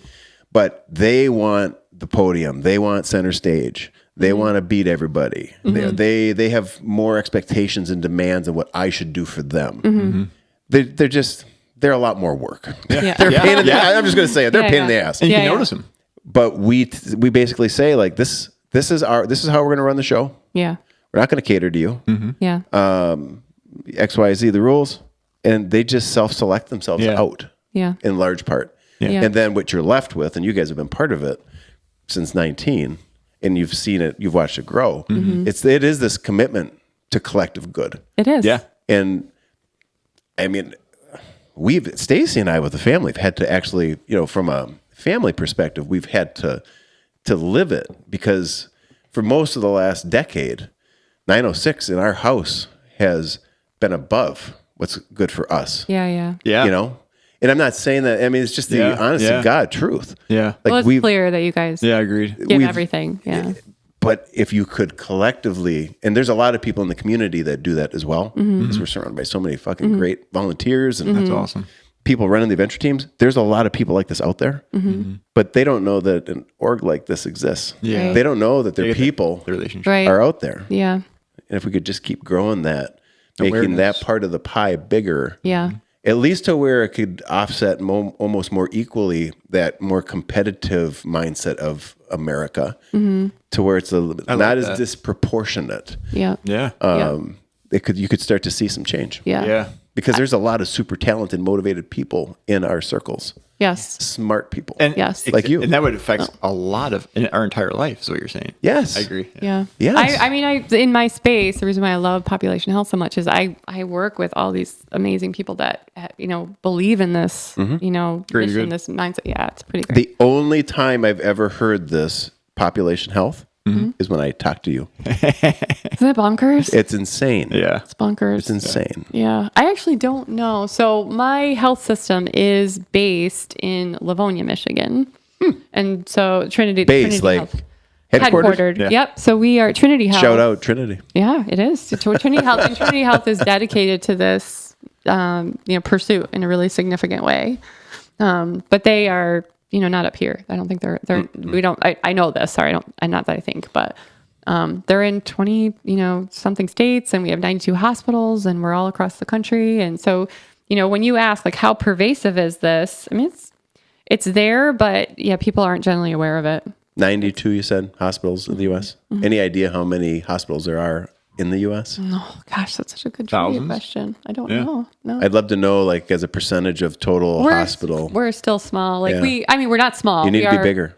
We are one of the, and we're not the only health system that is dedicated to this space. There are others. There are definitely others. But we're one of the largest Catholic health systems in the country. Oh, really? Second or third largest. Yeah.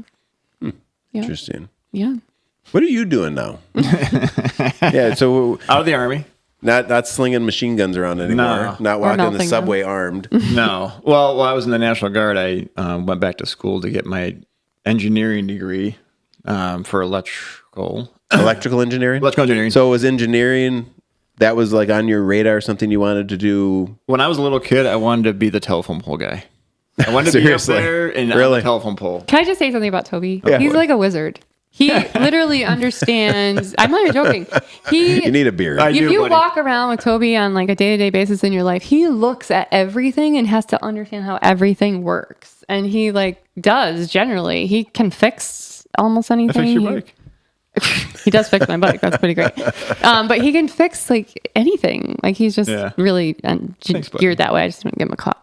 Yeah, Shout need out. something fixed, I'm your guy. So military, electrical engineering, to kind of combine them together to be a security consultant. So physical security, not cyber. I've been doing that since 2005. So what does that entail? Yep. So physical security is, you know it? Yeah. Go ahead. I do know it. Go ahead. I actually pitch him a lot. I say, so my husband love does, this. he does both vulnerability assessments and then kind of also design. So he will, and that's taken various forms over the years. He's done things like in-person vulnerability assessments. He does a lot of on-site walkthroughs, but then he's also done some cool things like gone in the middle of the night and attempted to break into certain places to demonstrate. Successfully. Broken into places. Are you going to try to break into here? Done. And then he'll give you a report on all Trust me, your it won't be hard. We probably leave the door open half the time. I still couldn't get in. I was like, it was open. And I was like, she's like, oh, it's locked. I'm like, pull. She's like, oh, it's open. I was like, oh boy, that's a tough start.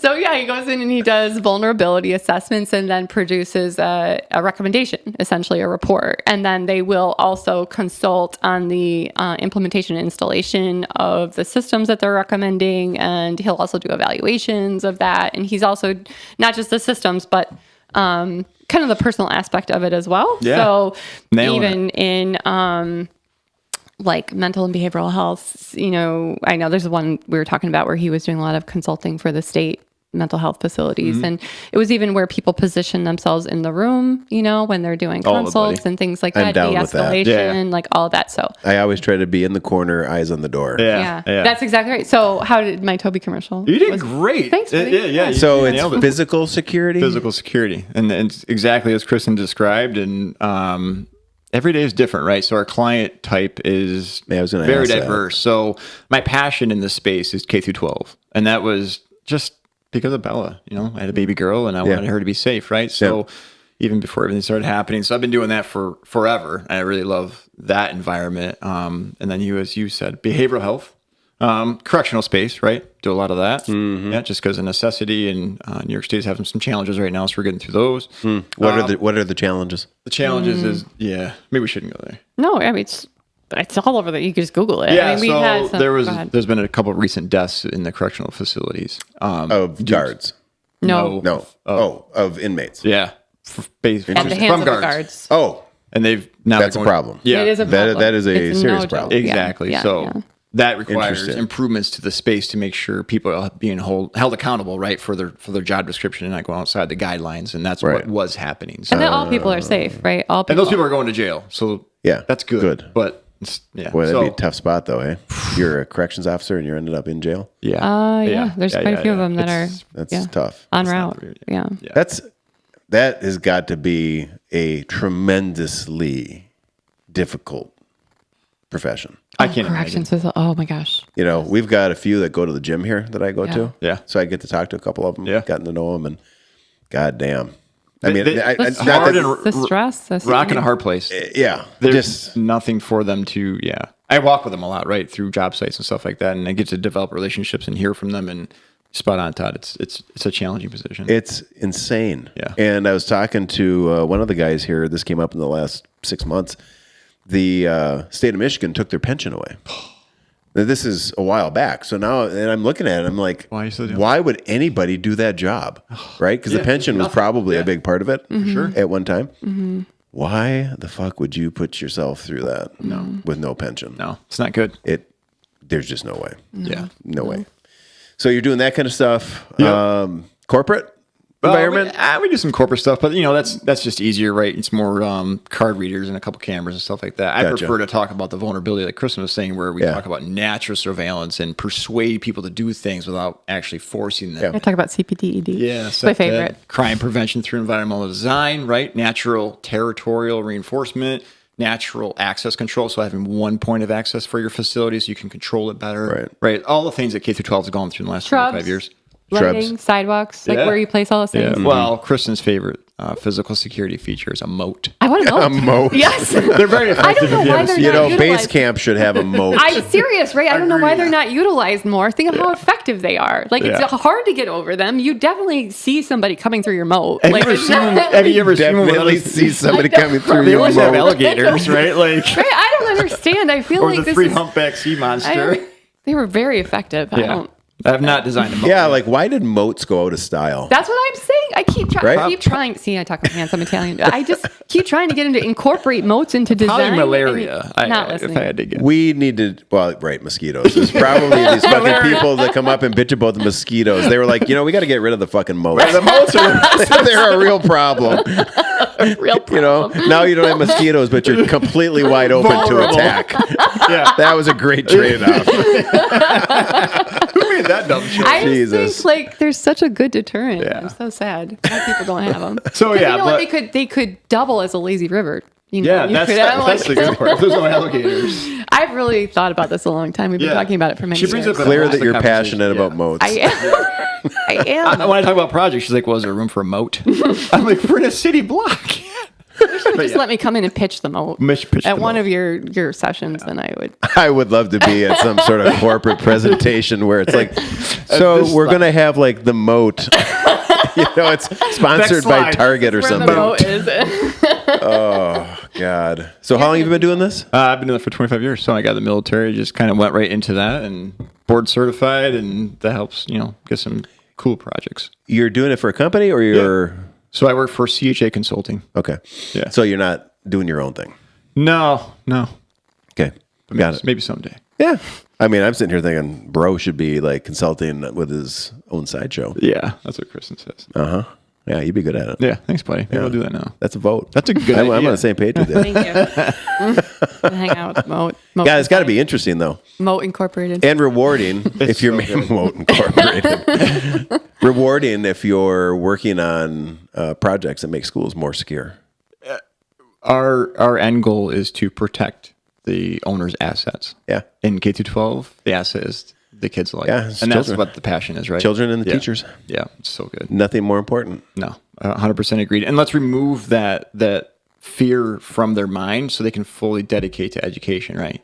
The teachers and the students. Yeah. That's what we're trying to do. Yeah. What's the state of schools right now from a security standpoint? Do you think that the majority of schools, have the majority of schools address their security? You're shaking your head no? No, Probably not. They don't take a holistic approach, right? So security is a three-legged stool. Technology, which we've been talking about a little bit. Yep. There's some great products out there we haven't talked about, but there's people that govern those, Mm-hmm. and then there's policies and procedures that govern those people for the technology. So if you don't do all that in balance, Yep. you have serious challenges. And that's what's happening in K through 12. They'll add a bunch of cameras, but they're not really fixing the policies and procedures of the personnel and how they react to situations. Oh. So when you ask about the environment today in America, it's geographically challenged. So in the Northeast, it feels like most of them have a single point of access. They have points of contact on their door so they know if the door is open or closed, right? So Sally or Susie letting their boyfriend in and stuff like that, they'll be able to check that vulnerability. But as you start to move west, I still have a lot of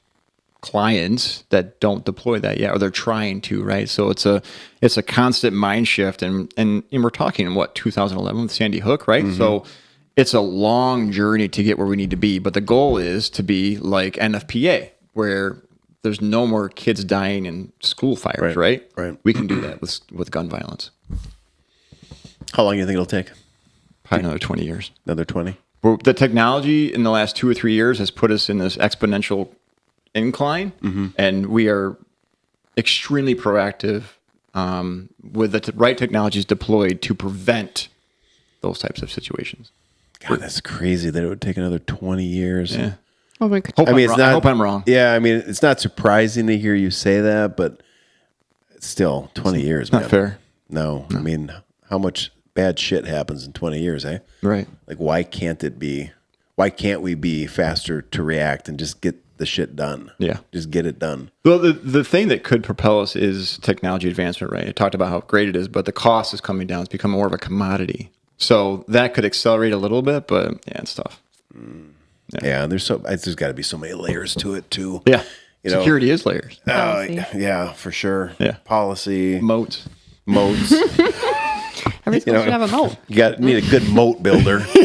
I'm telling you, we're Good going to digger. propel this into the national consciousness in a way that it hasn't been in a very long time. Moats. Whaley could probably whip up a moat.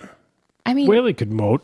Dude, you need a moat here. Yeah, he could be like Moats by Dave. can you imagine if you had a drawbridge? Yeah, How cool drawbridge. would that be? It Fuck could yeah. double as a ramp for the kids, like to do jumps. If we're bringing in the bridge and the moat, we're definitely putting up walls with archers. Yeah.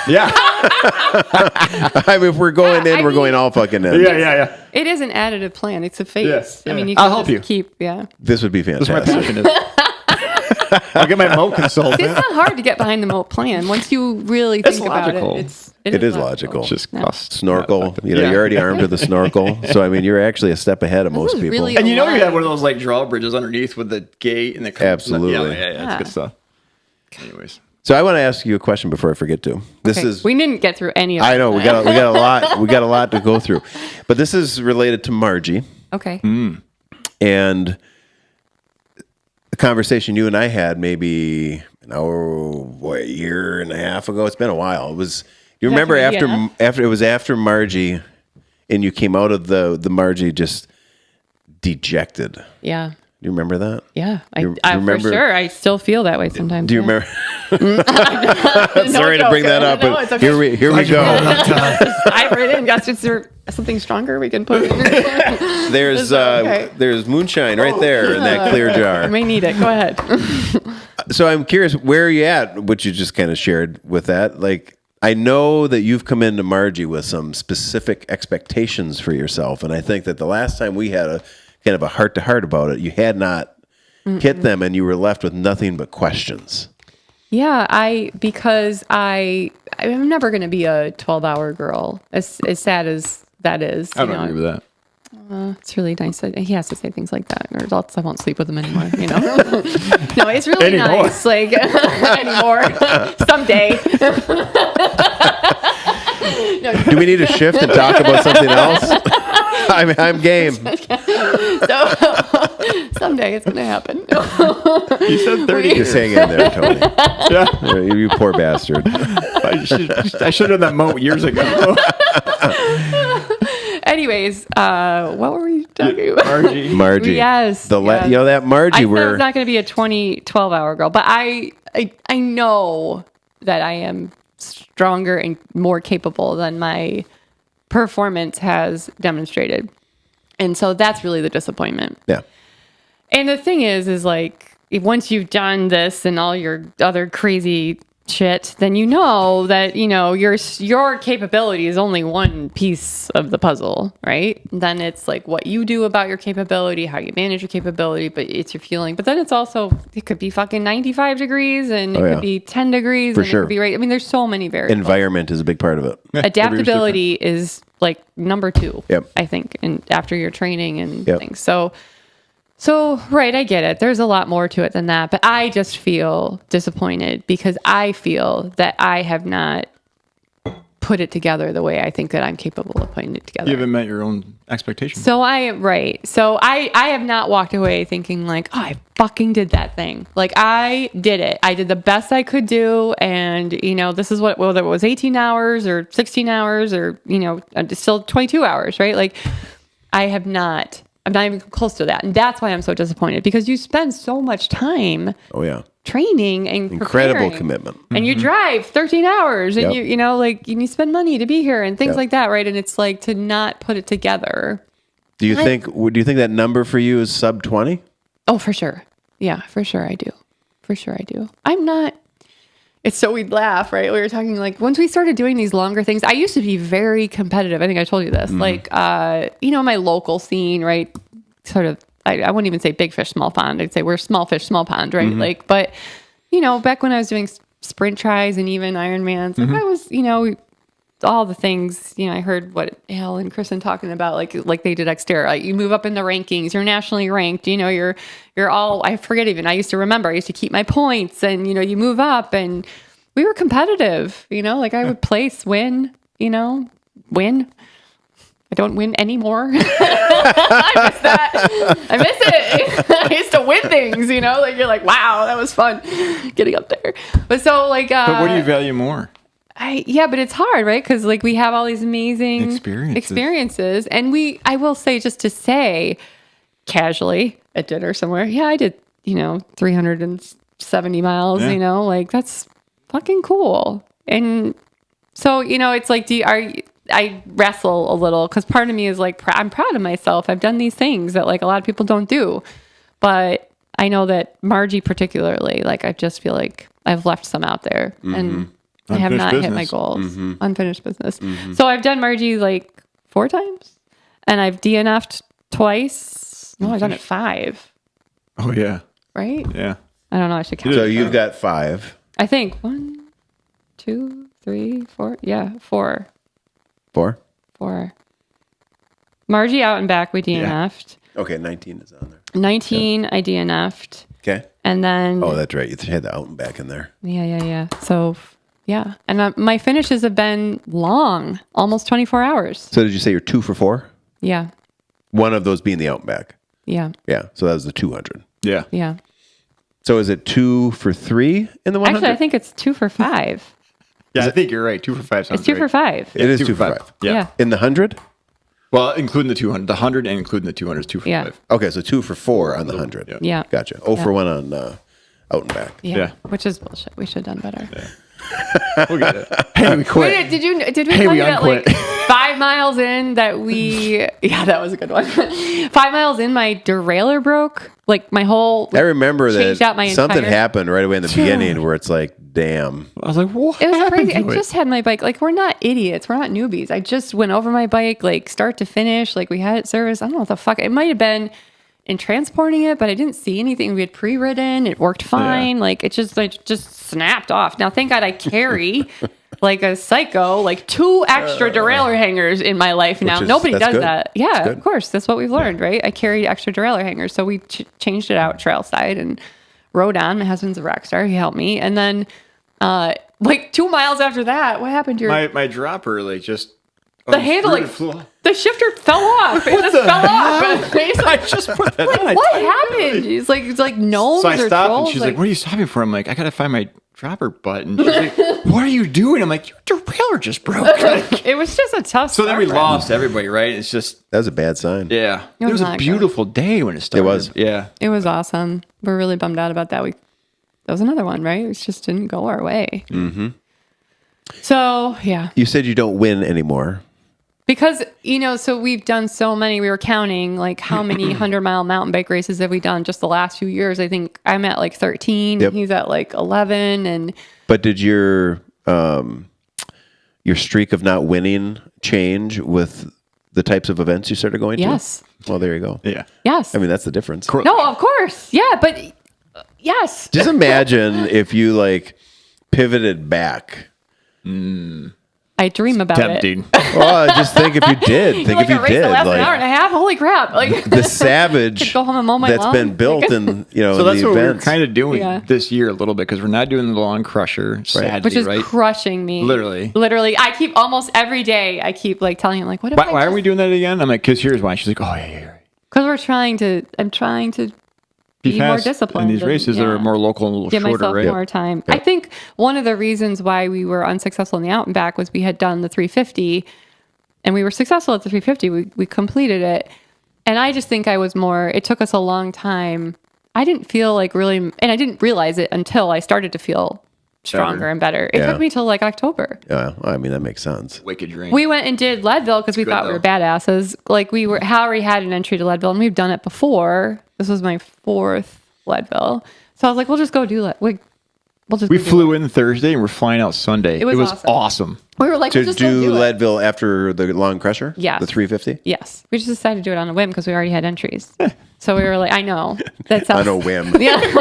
We're like, Like you're going to do a 5K. I know. Well, it was like this. She's like, well, we're going to live. I'm like, I don't know. And I'm like, well, what do the flights cost? Wow, the flights are cheap. Can you They get a were so house? cheap. Yeah, I get a house right in town. And it was so cheap. Like everything just just sort of lined fell up, into I'm place. like- And we're like, okay, we kind of have to go do it. So wait, you did Crusher 350. Yeah. Leadville. And then Leadville. August. And then you're going to do the Outback? Yeah. Yes. What were you thinking? Yeah. Well, that's the problem. That's right. I think we were thinking we were a little cooler than we were. Yeah. That's a lot. Yeah. Yeah, so we hit the out and back, and I think it just wasn't there. I got to think just the mental fatigue. We were tired, man. It took us then months to feel like, and only then, then we started like tearing around our local like state park, and suddenly we were like fast alive again. And Yeah. we're like, whoa, like what happened? It was just, we didn't came out of realize the how dark. tired we were until we started to feel better. That makes a lot of sense. I didn't notice it until after the fact, though. So, yeah. Lesson learned. Yeah. So that's why I'm trying to be more disciplined this year, because as much as I want to do it so bad. We'll do it. But and plus, I haven't been to Copper Harbor yet. It's like one of my bucket lists. And then you say, oh, we're starting to Copper Harbor. I'm like, so I was very, very upset. Yeah, that's a little tough to swallow. But we're doing Mattahay in August. August. Yeah, I have no idea what to expect for that. Have you been there? I haven't, but I've talked to Nick. Yeah. And I mean, that event, it's heat. Yeah. And then if it rains, you're fucked. Yep. Yeah. Yeah. You're That complete seems to be the book. exposure. Yeah. Heat. Cattle gates. Yeah, I heard those. So our friends just went and rode it just to ride it. Yep. And they said the cattle gates take forever. Yep. They're like, they're really fucking heavy. Yep. Because I didn't think it was going to be that big of a problem, but they're like, they're really heavy.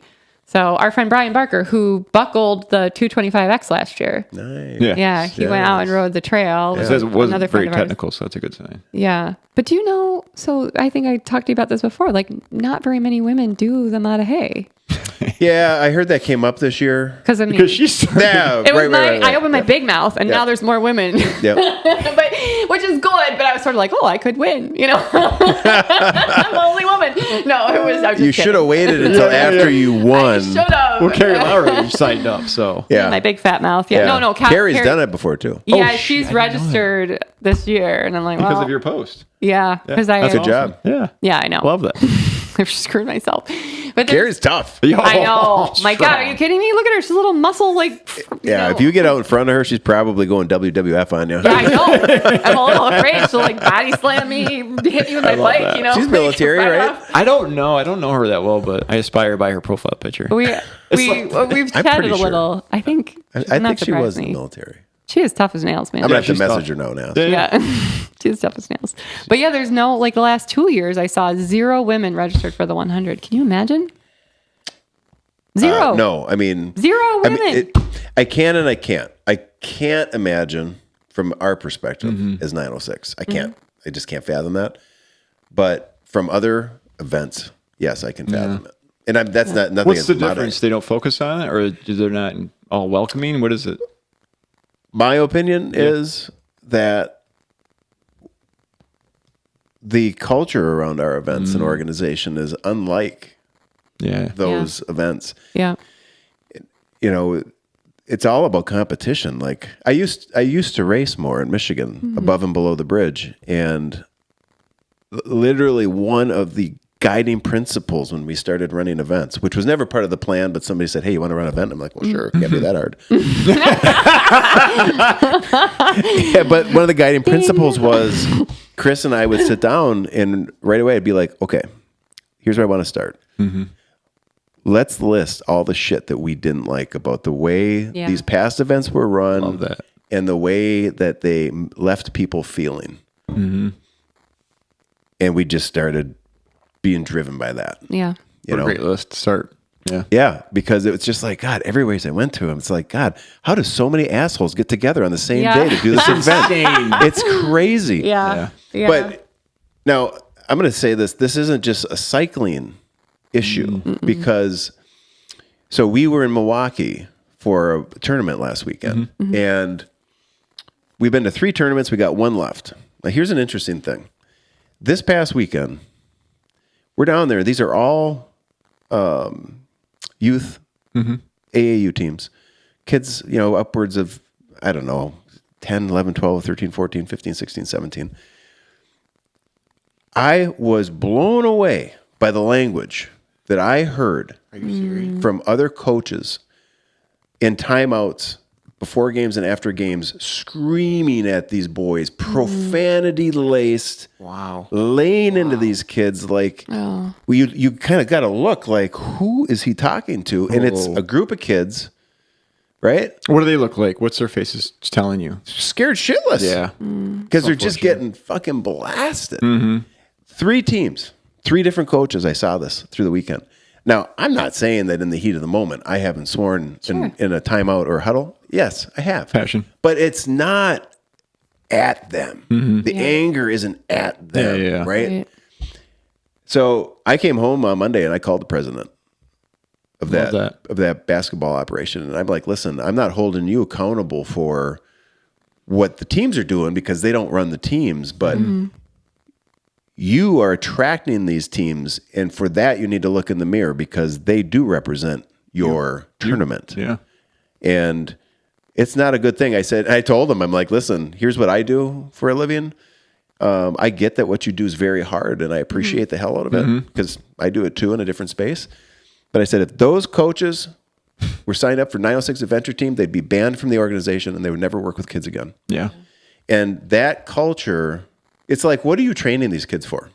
Yeah. Yeah, I told the president, I'm like, you and I both know, Jason, that maybe one kid in this gym this weekend has any future in basketball.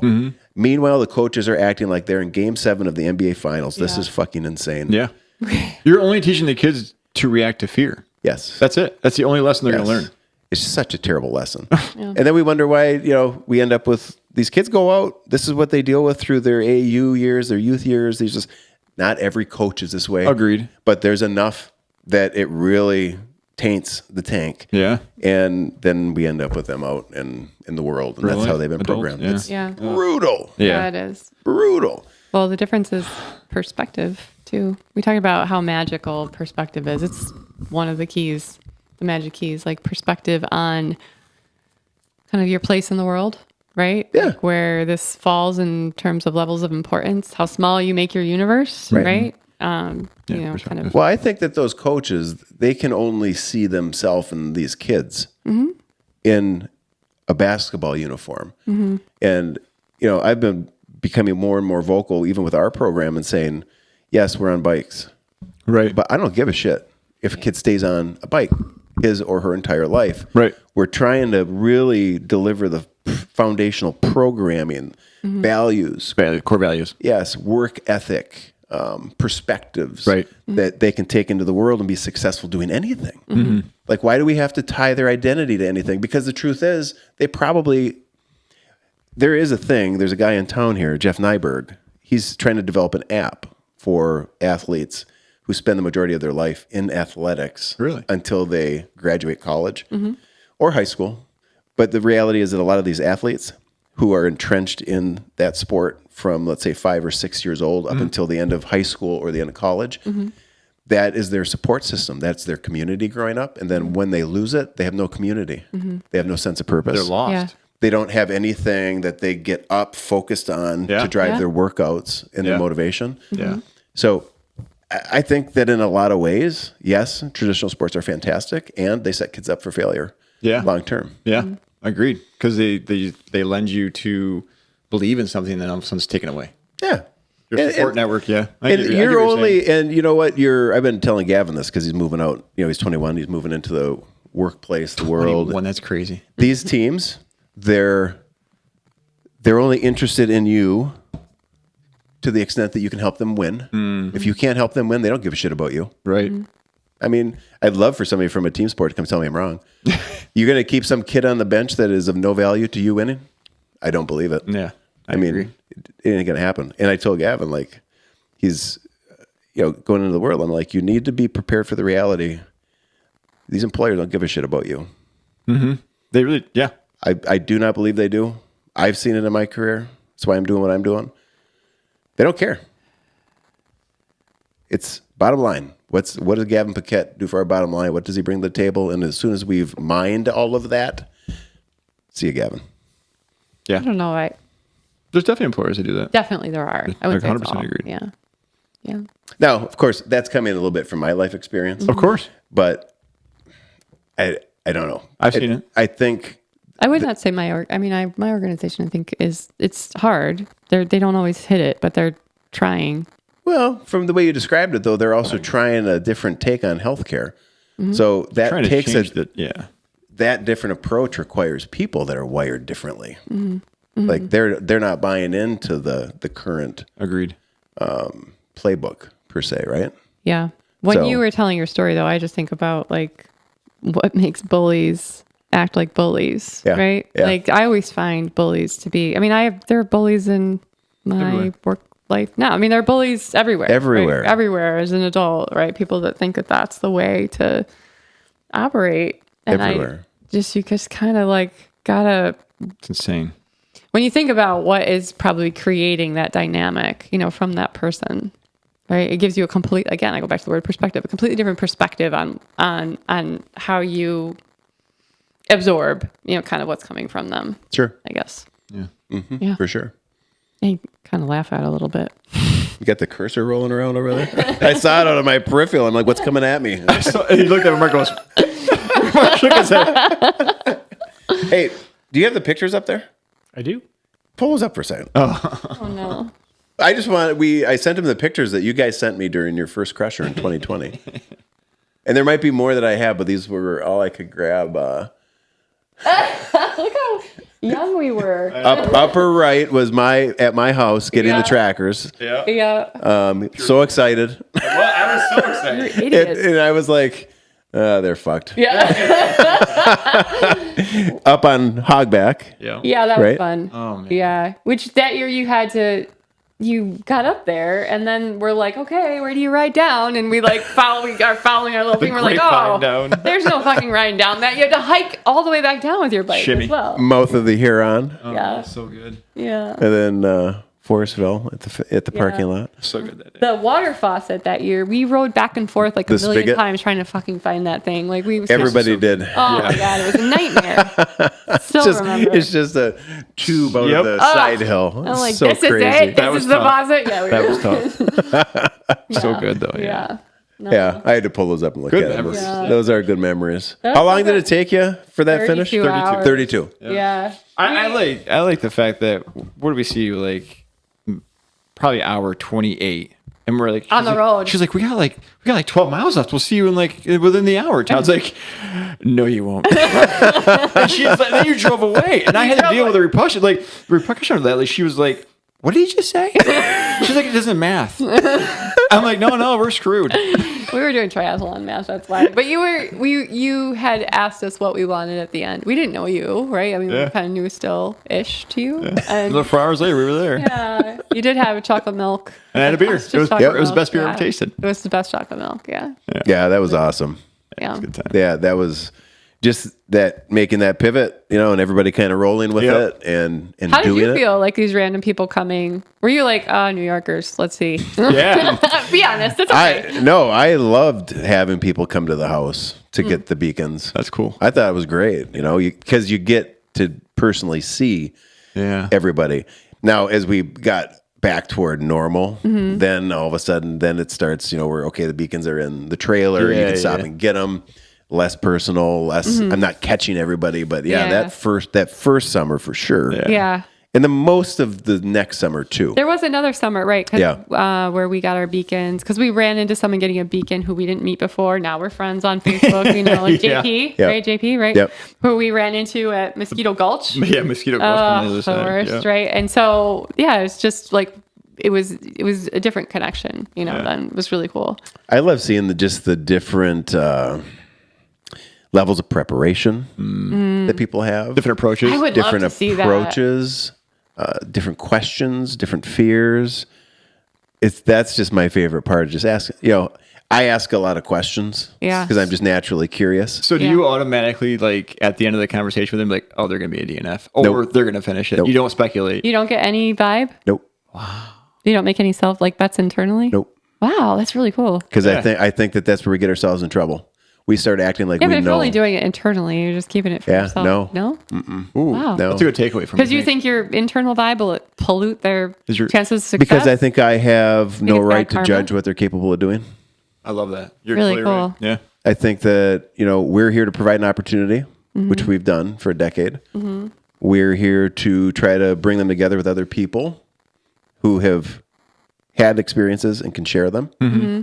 It's on them to ask the right questions and to do their homework and due diligence. But I think that we've brought all the resources together and pooled it. yeah. That's cool. And then I just love to see, and I think that people naturally believe, especially when it was at my house and they got to meet me and talk to me. They're like, this motherfucker's sizing me up. Yeah. I was asked a lot of times, like, do you think I'm going to finish? Oh, I'm like, I yeah. don't fucking know. yeah. I don't know you. Yeah. I'm like, I have no idea. Yeah. I've known you for 12 seconds. Yeah. And all I know is I handed you a beacon. Yeah. Yeah. Your odds are the same as You know, before. Yeah. I don't know what crazy shit you're going to do with this beacon tonight. Yeah. Yeah. Yeah. Well, I think they're also looking for a little hope, right? Because Yeah, don't come to me looking for hope. we know that now. because here's why. I think that if somebody who has no business being out there, but let's say they don't have any business being out there, but I don't know that. Right. So they're in it. So they show up and, I think I'm going to do the right thing and be their fucking high school football coach and rah them, fire them up. and then they go out there and something bad happens to them. Yep. Yeah. No. Right. Like they need to remain. I don't want anything I said. I'm not saying the things I have said haven't stuck with people To influence their decision. but I don't want to influence them to stay out when they shouldn't be out. Yeah. Yeah. And that has been probably the most interesting lesson to learn Yeah. in leading this, because you have to understand, like, you're telling people to do hard things, you're challenging them to do stuff. There's a responsibility in it too. Yeah. I'm the first to say that if you sign up, this shit's on you. Yep. But I just want to be very careful to not influence people to do things that they shouldn't do. And that's why I'm constantly like putting the most terrible pictures possible up on social media, putting the most terrible pictures up on the website. The irony is, like, that just draws people in like friggin' flies. Like, Which is fantastic. I mean, it works, but you don't want that person to be able to show up and get out there and be like, I had no idea. Yeah. That's a great point, Todd. Yeah. You can't run that risk. No. And I mean, you guys have seen it. I will not hesitate in my posts to say, here's how bad it could be. Yeah. Here's how bad it might be. Yeah. Here's how bad it's been. And if you're not on board with this, you should stay home. Yeah. Well, I think your unfinished business hashtag, right, gives people, I think that has created a framework. Like, we think it's all fun, and whatever, but I think it gives people a framework to say, I can say I'm this. I'm not quitting. I'm unfinished, right? I still have more opportunity. Like, I think, to me, there's a lot of, it's profound, right? Unfinished business is be profound. continued, Yeah. I think it gives people a better avenue to say, Absolutely. you know what, today's not my day. Yeah. Yeah. Yeah. I mean, you got unfinished business. You got, there's no finish line. Yeah. Yeah. You have finish what you start. Yeah. This scaffolding of different ethos statements. Scaffolding's a great word. Yeah, it is a good word. That you can use to structure your path forward. Yeah. Like, I mean, it's just like stepping stones, rocks across a river. Yeah. Sometimes you run out of rocks. Yeah. You get wet. And then you're in the river. Yeah. But that's all that we've tried to do. Yeah. Set the stage. Yeah. Set the stage, Clear communication. sprinkle in, just enough chaos. Yeah. You want to keep it unpredictable. I mean, I think as soon as the stuff would start to become predictable and more mainstream, then it's not 906 Adventure Team, and it's not what we do anymore, and it loses its magic. Do you think that could happen? I was gonna say, do you think you're gonna have a challenge, continuing to change Push. that every year? Yeah. Well, I think that the big challenge, and I've been talking about it, I'd say more in the last year. I've been talking about it publicly more for the last year. I've been talking about this internally, back to when Tara was still with us for years. So what I'm about to say, this would not be new information for her. It's not new information for Mark. He's heard it. But the challenge is understanding that we are building the 906 Adventure Team of the future right now. And we have to be able to envision a 906 without us, without you guys. Yeah. Like, I really think that the community right now, if you want to see this continue to grow and be there for people in 10 years or 20 years or 30 years, we have work to do. Yeah. We have to set it up to go on without us. You have to ensure it's a success. Yes. You have to look forward and speculate a little bit, right? Yes. But plan, yeah. Yeah, we cannot allow the organization to be taken over by people who want to say, okay, this has been a great ride, but we're this big now. Now we're shifting this We're this to- successful. yeah. Now we got to start doing things, more mainstream and the way other nonprofits do it. We do that, we're done. Yeah. Yeah. And it's amazing to me how hard it is to get that through some people's heads. Yeah. That what has made us draw. what we are is our uniqueness and our sort of our nonconformist sort of maverick. I was just gonna say, you have assembled a group of nonconformists, Yes. but a lot of it is dependent on the people. So Yes. you have to keep recruiting in Yes. people into the organization Yes. that continue that mindset. Yeah. And we have to continue to develop more people that actually understand it's okay to not live a life of conformity. Yeah. To not go along. Like, I can The problem with it is people don't know how to disagree anymore. They just don't know. This is a hot topic. It's for me. like it's the art of disagreement. You know, we should actually write a book, The Art of Disagreement, because people have forgotten how to do it. Like, so important. You don't believe what I believe? No, I don't. I'm good with it. Are you? Well, no, you're not. Well, I don't know what to tell you. I'm going to get coffee. Goodbye. Yeah. So I really hope. I mean, I think that in this first decade, we've attracted the natural nonconformist, people who are living their lives that way. And not just nonconformists, but people of a certain value set, a certain affinity for doing hard stuff, a certain affinity for, community struggle, like all of these things. Right. They're naturally wired, and they've gravitated to this because the message resonates. Yeah. We have to reach beyond the next layer, the next pool. It's the next layer. We have to get that next layer in, because I think that what we do is important in communities. I think it's important. How do we help with that outreach? I think you keep doing what you're doing. You keep being involved. That is a question for people, because I think if you're a heavy event participant, that it's like once you've done all of the big stuff, well, then what? Right? You can do it better. You could do it better. You can shift. You can do it on a single speed. Not shift. I'm going to leave that. Not shift. That's a great marriage conversation. Yeah, I don't want to be involved in that. We go back and like I said, I don't want to influence some decisions. You could come back. A lot of people come back and volunteer. Yeah. Suffer crew, that type of stuff. But I want to talk about that in a minute. Go ahead. And people could take their professional background and somehow complement what we do. We've got Julie, who's on the board of directors, director of STEM in Midland, Michigan for CMU. So cool. Great. She runs an adventure team. She's on the board. She, with Mark, helped develop a new learning management system this past winter. That's awesome. And it's all driven by her professional background. Yeah. So you could get involved in the board, right. Well, all sorts of ways. I was wondering how far you want your outreach to go, right? Would you ever set up like a micro 906 in upstate New York, right? And try to, instill the same core values in the community there? Yeah. Yeah. I mean, we're in 3 states, 14 or 15 communities. So Michigan, Wisconsin, and we have an affiliate in Ohio. Awesome. Cool. That's getting close.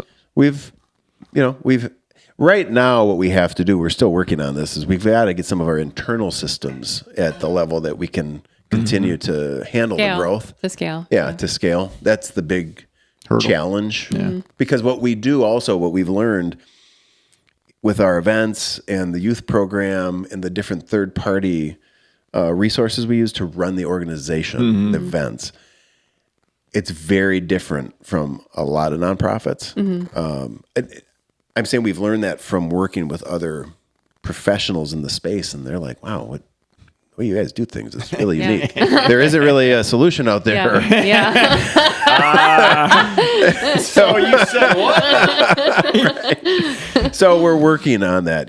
We've developed some custom solutions with some volunteer assistance and contracted services, but the work's never done. There's no finish line, right? No, because you're always growing too. So let's go. Yeah, I mean, we've got one. Well, Gaylord actually wants to roll out an adventure team next summer, which would be cool. We've been doing about 2 a summer or 2 a year since 22. What's your number now? 14 or 15. 14. That's what I thought. I thought I was going to say 13. Yeah. I think it's 15 with Ohio, isn't it? Yeah, it's 14. One community split up into 2 groups, and then the affiliate. So 15, total. Yeah. Do you see any, going back to your military background? Yeah. I wasn't in the military, but is there any, if you're in there with your unit or your platoon or whatever the correct reference is, brotherhood, camaraderie, I mean, the stuff that you guys would go through in the service together, I have to believe that struggle brings the team together. Yay, nay? Oh, that's a question for him. But I to the nth degree. Do you see, do you think there's any commonality between. That's what I was skipping. I was already nodding to this question. Yeah, with the events. Yeah. Yep. For sure. Do you know how many people we are friends with? I mean, friends, right? I mean, but like are connected to now that we genuinely like. We feel like there's a real. I mean, we slept on the road with your friend Pete last year. You know, like and we literally like these complete strangers. I feel connected to him. Like, we why am I not invited to his barbecue? Like, what the? Like is I'm going going to on? my work every day in like a suit and things like that, and I'm like, yeah, just last week I was sleeping on the road with some guy I just met. You know, like I don't know, right? In a piece of tinfoil.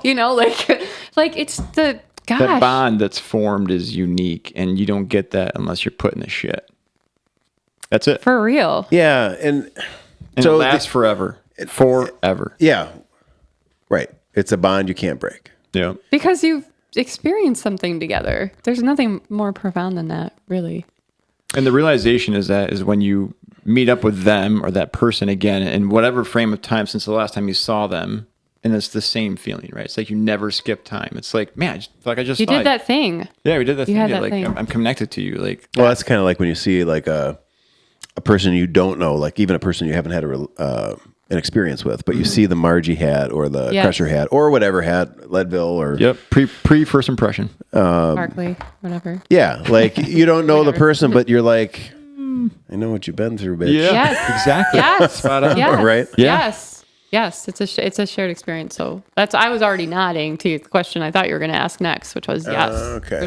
Yeah. So in the service, obviously, you're serving the country, right? I mean, that's what you're there for. 100%. To serve the United States of America. Mm-hmm.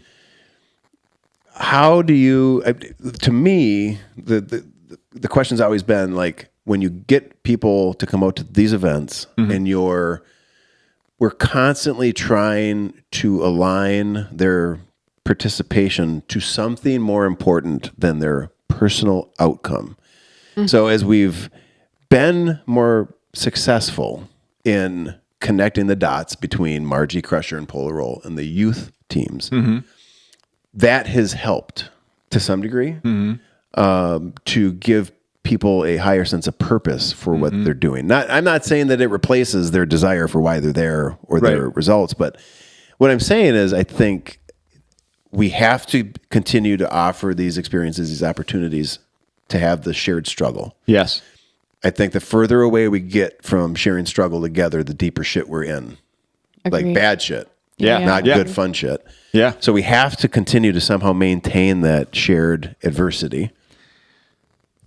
But it has to be for a higher purpose too. It has to be serving something. Yeah.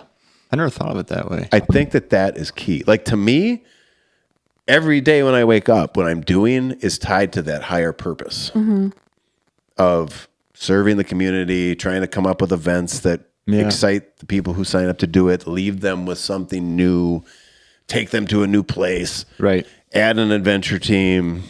All of it it's all aimed at the mission. Yeah. What do you think is the higher purpose for like an individual competing in an event? Well, a lot of times people will. This is, I guess, in reference to the youth program, but they'll say, something like, God, I wish that I had an adventure team when I was a kid. God, I wish I had this when I was a kid. Whatever that. I think for me, it's educating adults to understand that the impact that their actions have, the lasting impact their actions have on people. Yep. And sharing them. But you got to share them in a way where you're not coming off like a tool, right?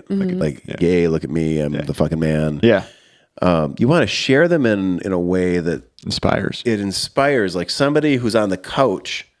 I struggle with this all the time. They'll see something and be like, well, that fucking guy's doing that? I think, well, so we talk about this all the time because I don't always write up race report. We do to be fair, we do all this crazy shit. I mean, we really, we were driving up, one of the things we talked about was like our race resume is fucking long. Like we have done a lot of shit, like when we think about it, but I don't know. I still think of us as kind of fuck ups, like, and we sort of, like I accosted poor Mark last year when he first met me for the first time. I'm pretty sure he thought I was a psycho, like I was like, like we come across kind of like these, But Mark's like, they're coming for the podcast?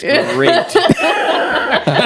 Awesome. He did kind of roll his eyes when I mentioned you guys. She's coming? I'm kidding. I was like, yeah, I'm sure he was like, that girl couldn't get out of here fast enough. So, but like we sort of, I don't know. I feel like we don't come across as like, look at us, like these super. I don't know. I'm struggling here a little bit, and I continue to struggle because I feel like I have so much to tell people. Sure. Right? We've fucked up so many things. Mm-hmm. We have really, really fucked up a lot of things, right? And we've learned such good lessons, and we've had such crazy experiences. Like why I carry 3 fucking derailleur hangers now, right? Because apparently 2 isn't enough, sometimes. So like it's just the things that we've learned. I know we could help people, but I also struggle a little bit. I'm sort of like, what does anybody want to hear what I have to say? Well, a lot of people say that. There's also so the other pressure is, I think, that, and I've experienced this because I've been writing social media content for fucking a decade. Yeah. A lot of it. You're really good at it. And, you're really good at it. And so if you're good at it, if you're good at relaying ideas yeah. and it resonates with people, that starts to correlate with some perceived status because people listen to you. Yeah. And then there's people who are like, well, fuck him. Right. Yeah. You know what I mean? Because they're sitting back thinking that they're all that. And where it's like, if what I write doesn't resonate with you, well, first of all, guess what? Fuck you.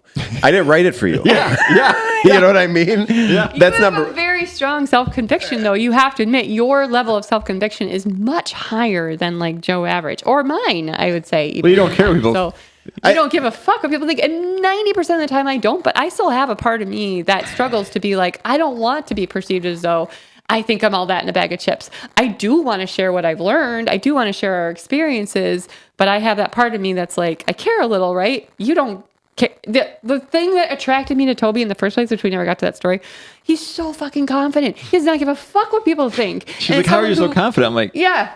I am. Yeah, he's just and like, she goes, you're so confident. I'm like, I just don't think about it. She's like, you don't even think about how confident you are? I'm like, I guess I said, how do you not care about what people think? He goes, it doesn't even occur to me to think about what people think.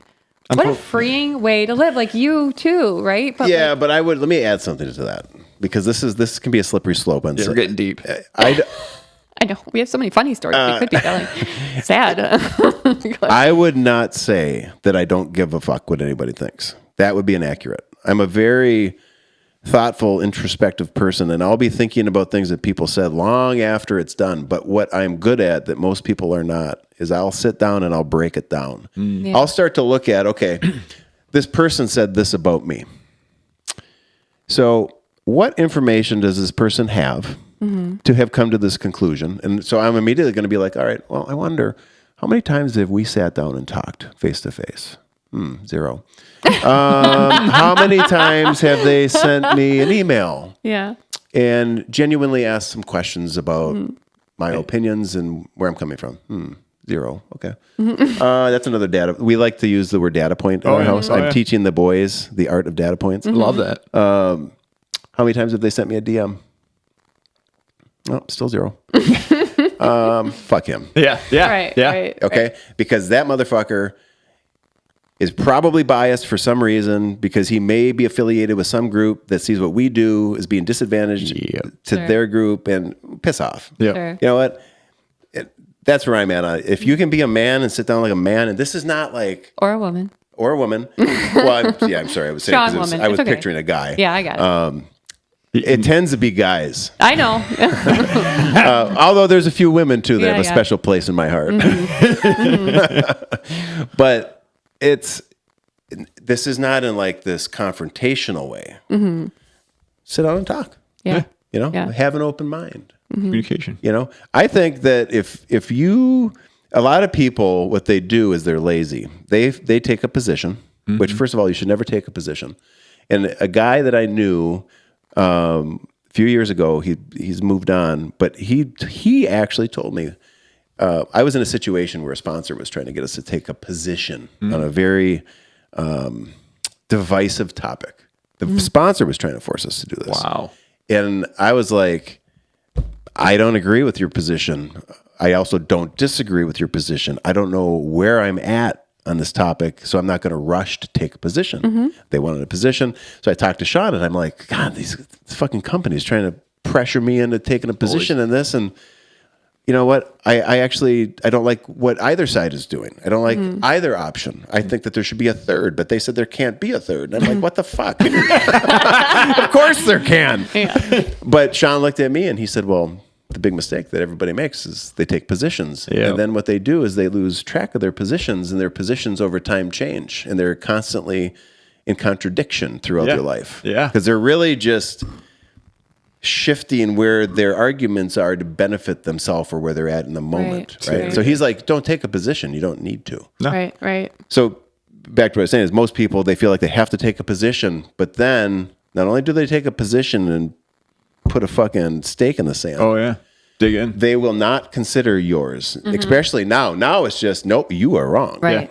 If you don't have perfect alignment even, you're wrong. So I think what people should work on is take your position and become very well-versed and articulate in being able to describe it to people.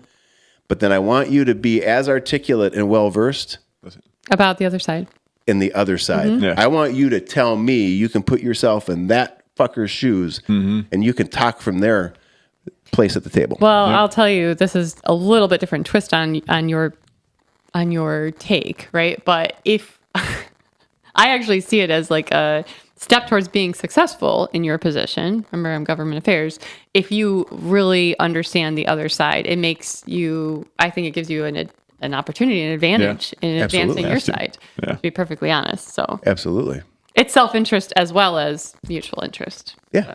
But, I know that if you can't see both sides, a rational conversation is not possible. Agreed. For sure.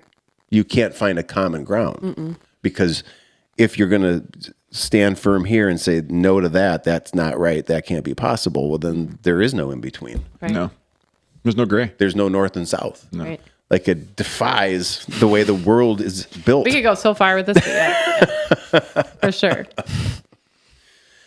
Oh, it's heavy. I'm not gonna say. I'm trying to stop myself from saying so many things. Like, we can build walls. Okay, we're gonna divert from that. Okay. Favorite, and this does not have to be 906. Favorite event moment. I wrote that down. You already had an answer on that? Favorite experiences. I had Crusher 20.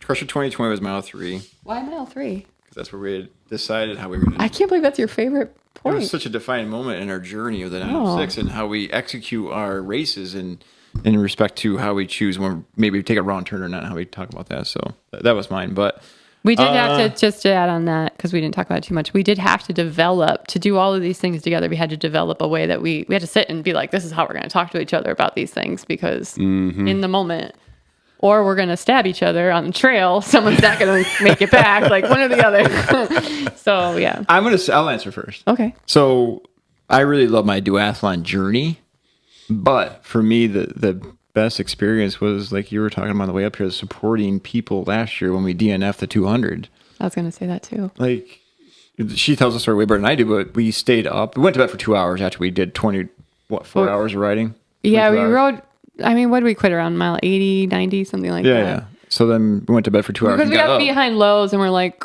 we talked to you about this after. We're like, well, we could ride all the way to the start, but we're going to start coming in at people, and that's irresponsible. And we'll just cut out here at Lowe's and ride home. But after we had quit and then unquit, we quit. Where were we? I love that response. Who was it? Who was it? Stacy, you? Probably Stacy. Go back and find. She's like, LOL, shortest quit ever. Okay, have fun.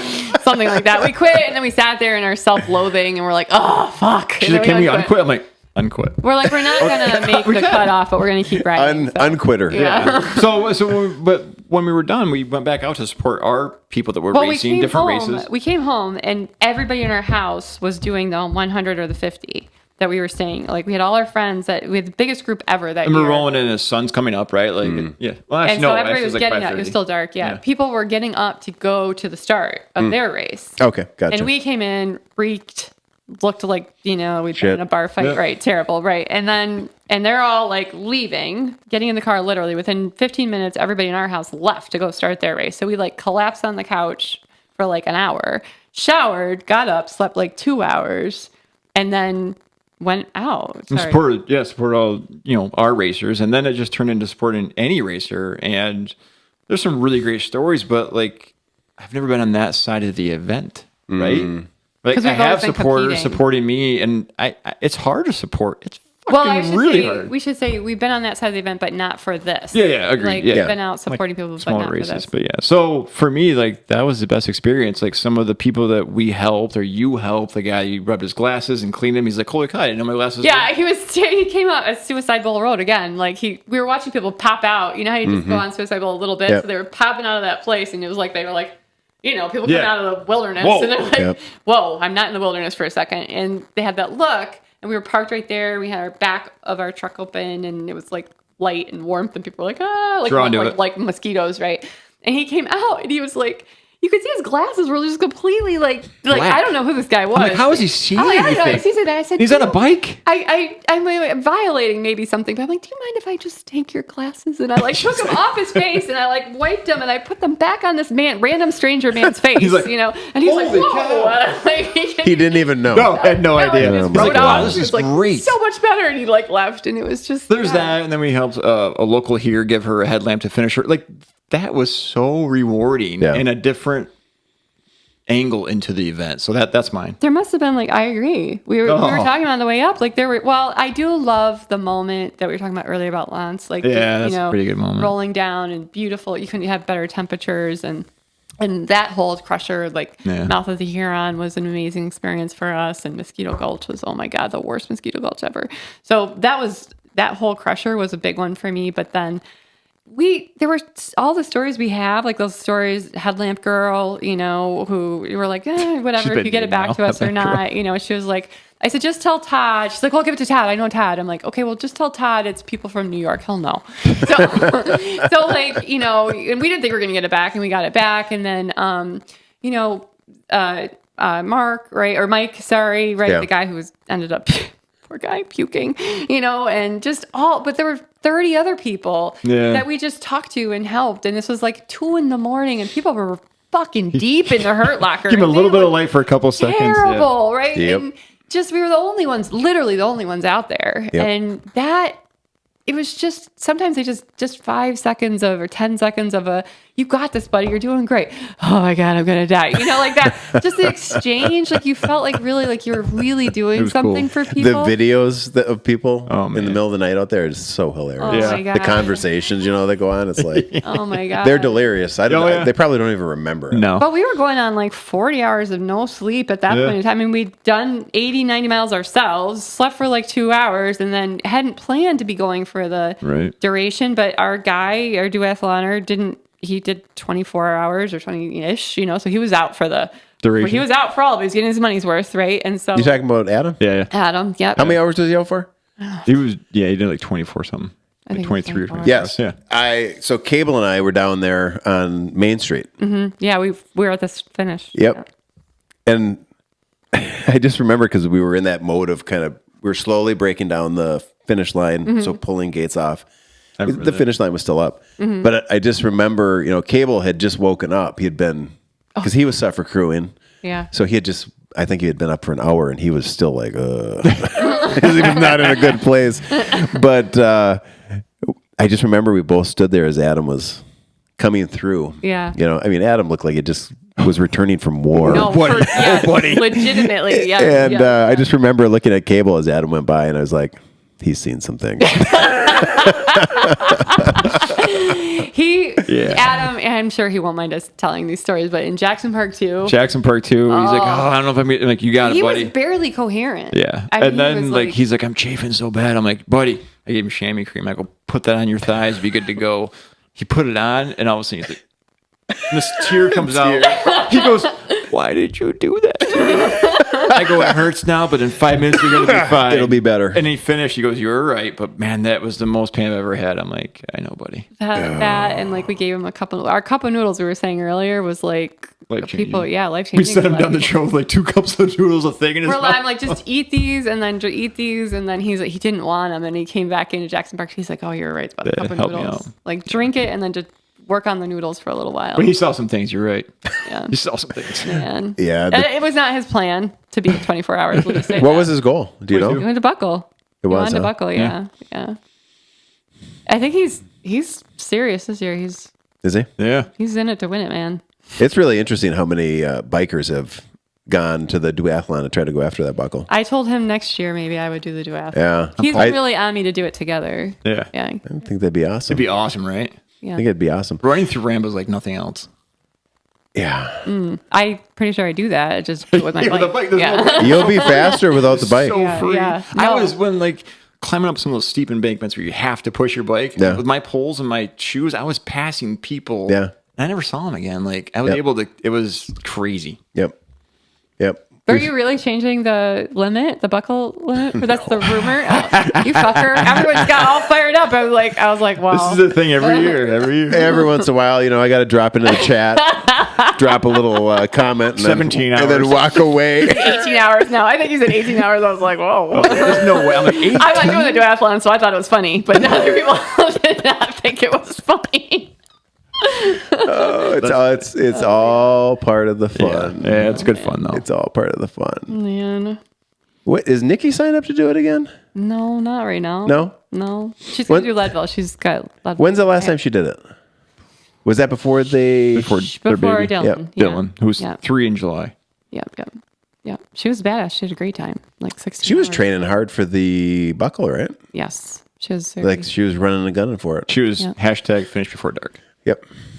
Yep. She still had a great time. She was super. She did. Yeah. She did a great job. But I know she had some nutrition problems. Got really sick. Mm-hmm. Yeah, well, she wouldn't be the first one for that. No.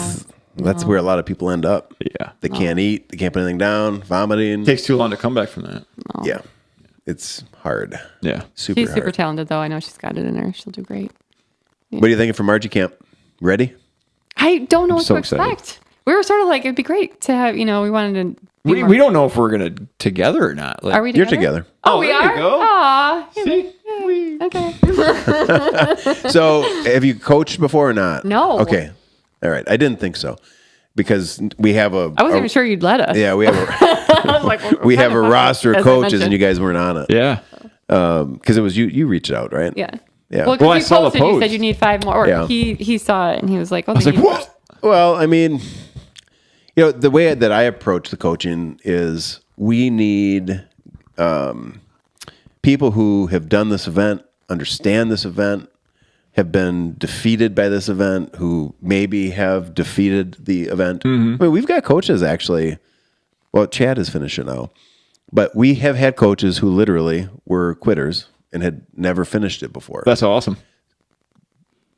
Most of the time, you would not, a coach in most Right. camps or classes, No. you'd never be led by a quitter. No. Right. Who does that, right? But that's just another way that I think we convey, not even through words all the time. There's so many things that we do, Yeah. the way that we do them that aren't in like written word or spoken word. That's also part of the reason like the podcast has been good, because you can get into some of this nuance. Yeah. Yeah. Yeah. Like people don't get it that You're intentional. I'm very intentional. There's very few things that are done accidentally. That's military. When I got the basic training, they're like, you're going to do things that don't make any sense, but you're doing them because there's an experience. This is the result. Now that we do it this way. And that's military. It's just very intentional. Yeah. Yeah. Trying to craft, whether it's a particular experience that you're trying to deliver, or the trailer's loaded right now for Margie Camp. So we're going to head over there in the morning between 8 and 9. And I remembered that I need to send my email to Mark and Julie and Elizabeth and everybody who's going to be part of the support group base camp, that they have to bring a chair for themselves, because We brought our own chairs. we've never had chairs on a 906 Adventure Team trailer in a decade. Yeah. And as long as I'm breathing and still involved, we will not offer chairs. You got to bring your own. Yeah. Yeah. Yeah. Like my argument is at Bike Club, you're here for 2 hours, maybe 3 hours. You can't stand. Yeah. Like, Yeah. toughen up, Buttercup. Yeah. Seriously. Sarah, don't you think it's a little coincidental that it rhymes with Fight Club? Bike club. First rule bike club. No Same chairs. thing. I mean, But yeah, you guys would be great.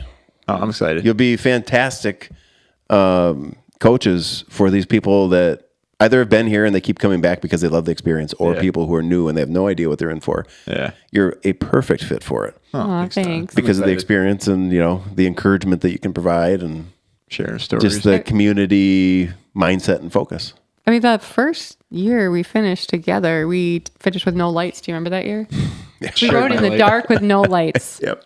Like, well, he had a light. We had one light. And you felt so bad. You're like, just go finish. I'll get there somehow. Oh my God, and I rolled ahead like 100 yards in the woods after Jackson Park 2. And I look back. I'm like, I can't see anything. I'm like, there's no way she's moving. And then I turn around. I'm like, I'm going to go back and get her. Like 100 yards, right? She comes back. She's like, I couldn't move. I didn't know where the trail was. She goes, I'm so glad you came back. I would have to wait till the sun comes up. It's so fucking dark in there. Like, yes, it is. Until you've been in there in the dark. Yes, it with no is. light, you don't know. It is pitch foot. fucking black. You can't see your hand in front of your face. Yeah. So yeah, I was like, but I didn't want him to sacrifice, for me, because I had crashed that year at like in the sand at mile 30-ish, whatever. And I didn't realize my lights must have fallen off. And so totally lost them and didn't know they were gone. Correct. Oof. And I had a backup. I don't know what happened to my backup. It lasted for a little while, but not long. And so, yeah, right. And so, yeah, until somebody came, I forget who it was that year. It was, she was awesome. She's so awesome. She's from I around still here, remember her name. Yeah, she's from around here. I'd asked a couple people if they had backup lights that were passing us. And there were people that they were like, I do, but I need it. And I don't begrudge them for that, Right. like of course, otherwise you're gonna be in the same situation as me. But this girl, she was like, I don't know how much batteries left on it. I can't guarantee you, but here you can have it. And literally she was the only reason that we could move forward. Wow. That was cool. And we made that 24 and change. We barely made it because we literally, until the sun started to come up, our progress was so slow. Like, and so that's what I mean. Like, there's stories like that where it wasn't about our riding. It wasn't about our training. It was about an accident where we lost a light. Gave. Yeah. That's nice. Yeah. Now it's 2 a.m. You have no lights. And what are you going to do? I know that you want to finish faster, and I think you will. Thanks, buddy. But one thing I want to say is, and I've said this for years from the beginning, when you stay out there for 24 hours or 25 hours or you crush or whatever the number would be, 52. 52, Yeah, 32. 52. We've done all this, yeah. I think that is as impressive as the people on the front end. I know it's not as celebrated, right? Yeah. And it's not maybe valued mainstream at the same level that the people at the back of the pack are, but Yeah. it just says something to me about the person and the people who have the grit to stay out there when all they have to keep them going is like their own determination, their own discipline, and their like they just physically can't bring themselves to quit. Like they're upholding a standard for themselves, not to impress somebody else. The people. Well, moreover, even because people do watch our stuff as much as we don't want them to know that people are going to see that it's all fucked up, right? Like, it'd be so much easier just to quit and walk off than to have people see that fucked up time, like 24 hours, There's a lot of people that'll quit when their time's going to be fucked up. Yep. And then they come up with some hokey mechanical, every community's got the guy, right? Yeah. Who... a koala bear stole my chain. I was on pace for podium and my chain blew up. If it wasn't for that one rock. That fucking 8-pointer jumped in front of me and I went right into the tree. That son of a bitch. Yeah. I've heard that one, buddy. Yeah, I saw that deer. Right there. Yeah, he just missed me too. Yeah. Shut up. Oh my God. Yeah, like there's an 8-pointer out there randomly attacking mountain bikers. I'm going to fuck up your time, Mike. Really? Where's Dave? All he did was unscrew my brake rotors. It was horrible. I can't believe it. So anyway, what you've done is fucking fantastic. Thanks, buddy. And what you guys have done together is fantastic. Thanks for I think it Steve. says a lot about the relationship. Because there's probably a lot of married couples out there that are thinking, oh, hell no. Yeah. We know, we do know people that are like, I just don't think we could do it together. Well, and I say for him, like, I think he could be faster. I mean, he is faster than me. You see how hard it is for me to say that? Yeah. But I'm working on it. You almost didn't really rise. Yeah. Oh, it was hard. So he is faster than me, and I think he sacrifices sometimes a better time to But stay why with am I me. doing this? I'm not slow. Like, I don't want to say that. I'm not slow, but he could be faster. But why am I doing this? Right? We talked about this. Mm-hmm. The experience, Yeah. time together. Yeah. Sometimes I want to race and go fast. We have so many, in our marriage, we have just so many jokes that only we get now because of all the fucked up shit we've been through on the trail. We'll do like an hour ride around our trails at home with some people, like even Adam or Nikki, and we'll just have this own language. Like, what the fuck? Where are we going? What did you just say? What are you giving her? And I'm like, oh yeah, you're right. It's just from mile. But that's why, you know, we do it together. It is pretty amazing. Yeah, it develops good chemistry. Yeah. And lessons that play into other parts of life and how we communicate, right? Like, Yeah. Absolutely. Yeah. Name calling's a no-no. What's a no-no? Name calling is a no-no. Unless you do it about somebody else. Unless you collectively agree with the third person. Establish some basic ground rules for when you're tired, crabby, and underfueled. Ground rules are good. Yeah. Do you guys tend to be in a dark place at different times? Oh, yes. Yes. 100% of the time. That's like the hallmark of a successful group that can ride together, right? Mm-hmm. That you're not in the shit or like in a bad place at the same time. Well, the fact that she can see me start to deteriorate and start to do, remediation, helping me see my problems, right? And vice versa. As opposed to both of us being in the bottom, being like, whoa. Yeah. I do see him. I'll start like talking to him more. I'll be like stupid. I'll say, try to be funny stuff. I start humming. She's kind of laughing. I'm like, yeah, I'll just do stuff, to try to lift him out. She's like flag one. Yeah. And I will make sure he'll start eating. I'll say you have some, whatever, Advil, fuel, whatever, salt, something. Yeah. We can read each other pretty well. Yeah. I think we've been together a long time. Yeah, written some shit. Emotional intelligence. Yeah. There's some of that. Yeah. But I can see it in other people too now. That's why I think what makes us good support too. Sure. Because people come out of the woods like, you need salt, you need water. Yeah, and like, well, what is your, what are you feeling? Blah, blah, blah. Like, we're like on trail medics at this point. We're like, we've done so many things and we've felt so shitty in so many different ways. I've probably felt shitty almost every way you possibly can. I've been dehydrated, overhydrated. I literally have been overhydrated. Like, my second Ironman, I thought it was a great idea to just chug coconut water, which has no electrolytes, and just, so I had hypnatremia, right? Which is like, you had too much fluid? Too much fluid. Really? Not enough salt. Yep. That could be fatal. Yes, it can be. Thanks, Dad. Yep. I was so how do they correct that? Yeah, salt. You have to, eat a lot of salt. And God, like how much water did that take? Oh my God. I just like when I say like I fucked up every way you can possibly fuck up, I really have. And so it's like I've been really sick and hurts, and I've like crashed really bad, and I've had really bad mechanicals, and you're the picture of grit. No, I wouldn't say that. I would just say like I know I can share so much with people about like, well, this is what I've learned and this is what I carry as a result. And maybe it's too much, but as a result, I'm not going to be derailed anymore by this, or this. And I wouldn't carry that in a 40-mile, whatever race, but I'm sure as fuck going to carry it for Margie, right? Or something like that. So, yeah. Well, sharing is good. So if you're not doing it, you should figure out a way to do a little bit more than zero. Yeah. If you have tips for me, you let me know, because I have not really figured that out.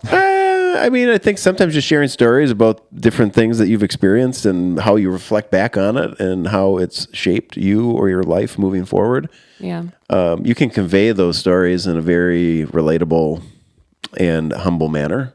Yeah. And I am still a big believer, because even when people ask me for direct, explicit advice, I'm hesitant to give it, because I think that they should have to do the work to find the answer themselves. Oh.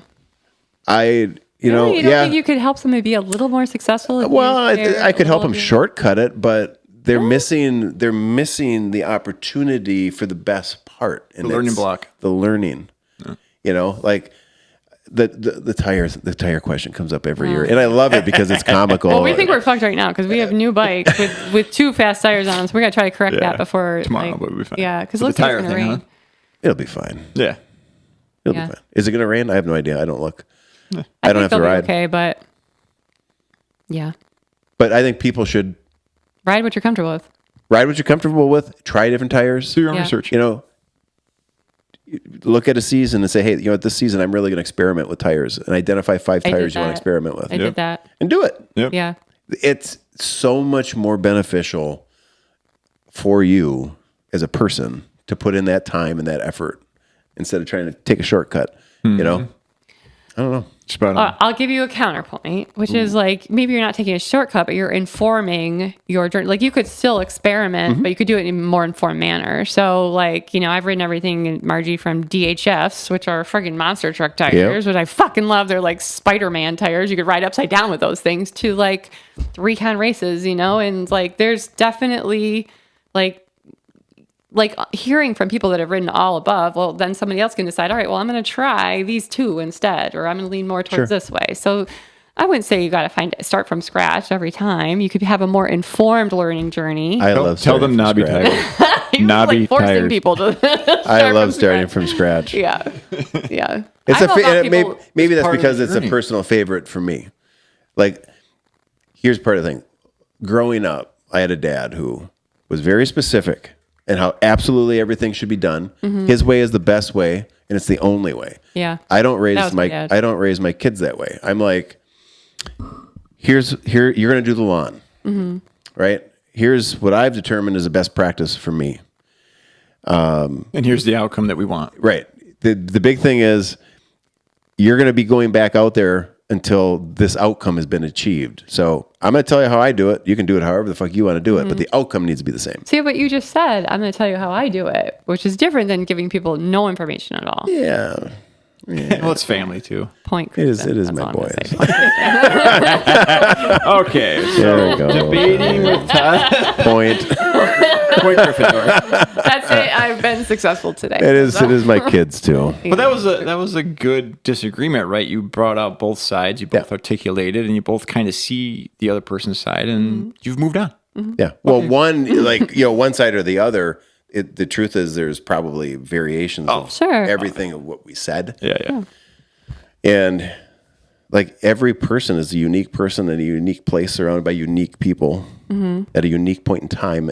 Filter. And any parts of these can work or not work. And sometimes the only reason it won't work is because the timing wasn't right. Yep. Right. Or the people weren't right. Yep. Right. Or you weren't in the right place to hear it. Or that. Yeah. I mean, that's very true too. It's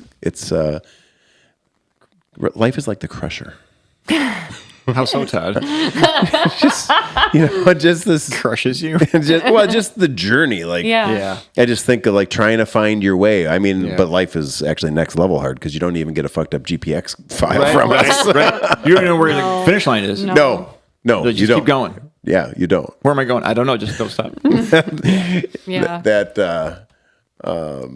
The finish line thing. There was a guy in 2020, the year that you guys did it. He was doing the 100 with his friends. They got to 510. Yeah. And 510 was somewhere on 510 you hit mile 100. Yeah. So this guy's totally new to our events. He doesn't know what's up. He just knows he signed up for a 100-mile race, and he literally, when he hit mile 100, dropped his bike and was like, fuck yeah, I did it. And all of his friends were like in disbelief. I remember Heath telling me this. He's like, I didn't want to break it to him. But we're like 8 miles away through some of the gnarliest shit.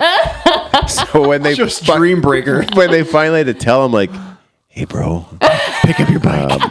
There's 8 more miles. He lost it and he quit. Oh, no. On 510. Are you serious? He quit. Oh. Did he come back? He came back later that year and did it again and finished. In fact, he was out there.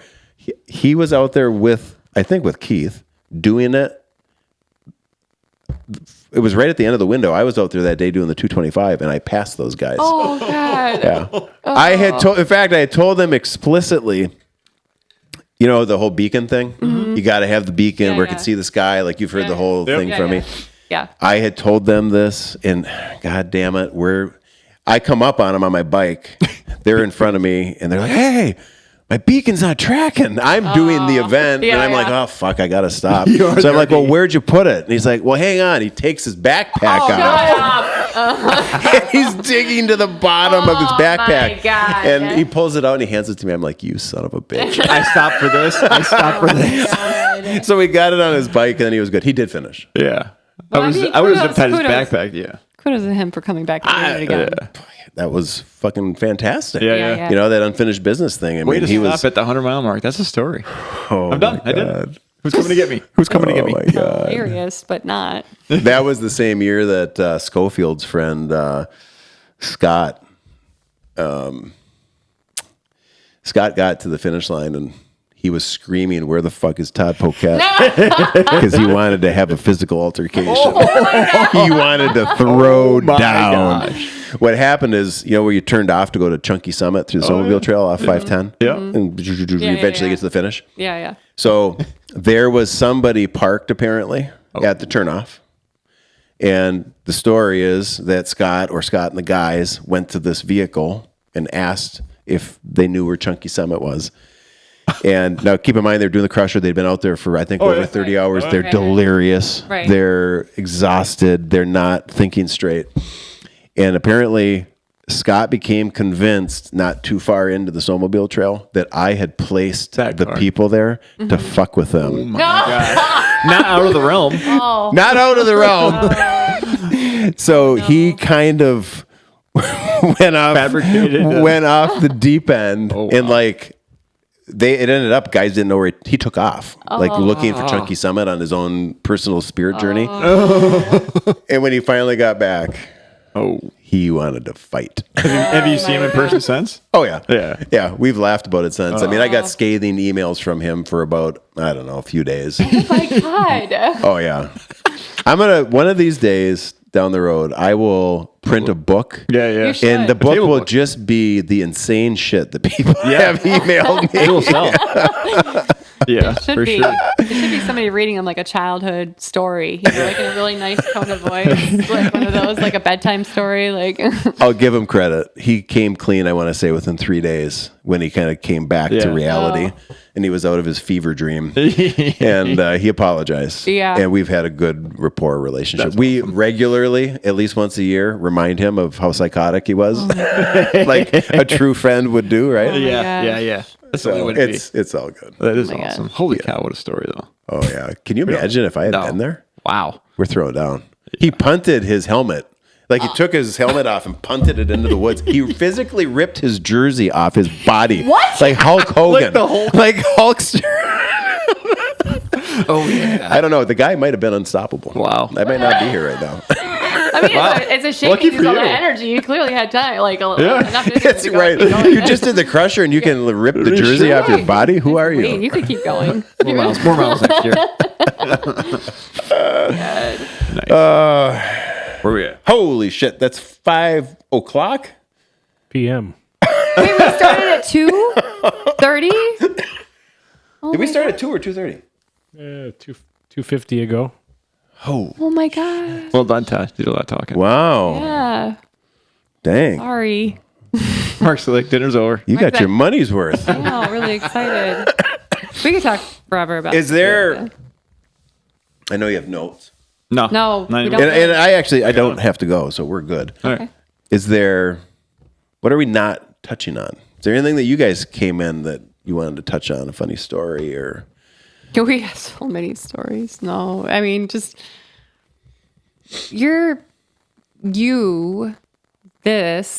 these changed the trajectory. I think for us and for so many other people, whether we had become friends with you or not, which we're grateful to be friends with you. Wait, we are friends? Your presence in our life, at least me. I don't know about you.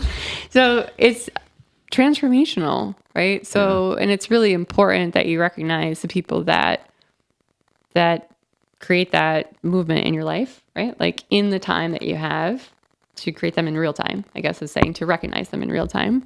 So that was something I wanted to say, because I think it's not not everybody gets to have a microphone to say that to you, right? But I think a lot of people feel that way. It's really important, and how grateful we are for it. It put us on a completely different path and trajectory. Our life is different. Yeah. I mean, we were always doing kind of on the next, doing the next thing, okay, sprint tries now, or we did marathons and sprint tries and Ironmans and whatever, right? But completely different. And the experiences we've had and the experiences we seek out are different because of what we've had here. The ripples that you cascaded through us go very far. There's people that you have not met that have benefited from your events because we participated in them. Well, right? And so many other people, you think not even talk about the ones that come here now. Right. Yeah. I'm not trying to blow your head up here, but the power that you've had, we the reason he used ripples is we use that in our family a lot. Like, creating ripples in the world. We're all creating hopefully ripples. Positive, right? You want those to be good ripples, right? So you think about like you impacted us, and then we've over time, brought other people. Like other people have come from New York, a whole bunch of them, right? Yep. Because we've talked about it. They've seen us do it. To your point, they're like, well, those fuck ups can do it, right? Like exactly. Like I can definitely do it. I could probably buckle. Yeah. I'm gonna win this bitch. Literally. I ride with those guys on the weekend. Yeah, they're best. So yeah, I think it's just crazy, like how much of an impact, right? Like you've had for us, but then like we've seen how it just continues to ripple out. So I wanted to make sure we had time to say that. Well, I have to say, I appreciate that. I really do. And it's mutual. Aww. Thanks, buddy. I mean, it really is. And I can't be more sincere in saying it. Like, I mentioned earlier that Stacy's life and my life changed a decade ago. Mm-hmm. And I mean, it's actually, interestingly, we won't go into it, but it's changed multiple times in the last 15 to 20 years in very major, significant ways. This being the most significant. The episodes before this chapter actually created this chapter. But the people that we're surrounded by, Mark and Billy, Elizabeth has joined us now, you guys, I mean, God, Pete, Jeff, Kate's coming in. We're going to do a podcast with him on Sunday. That's going to be fucking crazy. I don't know where that's going to go. Oh, God.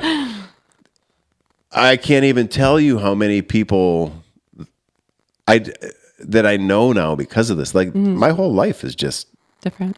Yeah. And like the whole community of people that we knew or we were part of a decade ago, it's completely changed. So cool. And you guys have influenced our life. A lot of the people in the 906 community have influenced the life of our boys. Yeah. I mean, even for them, like I could probably put a picture of you guys up, and Cable won't maybe necessarily know who you are, but he knows who you are. Yeah. And he's heard the stories about everybody. He's probably heard stories he shouldn't have heard.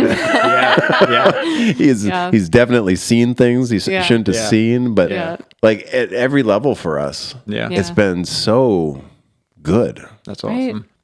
Just so good. I mean, did everything always go right? Fuck no. Right. No either. I mean, it's been the hardest thing that I've ever done. As far as just the last 10 years and trying to put this together and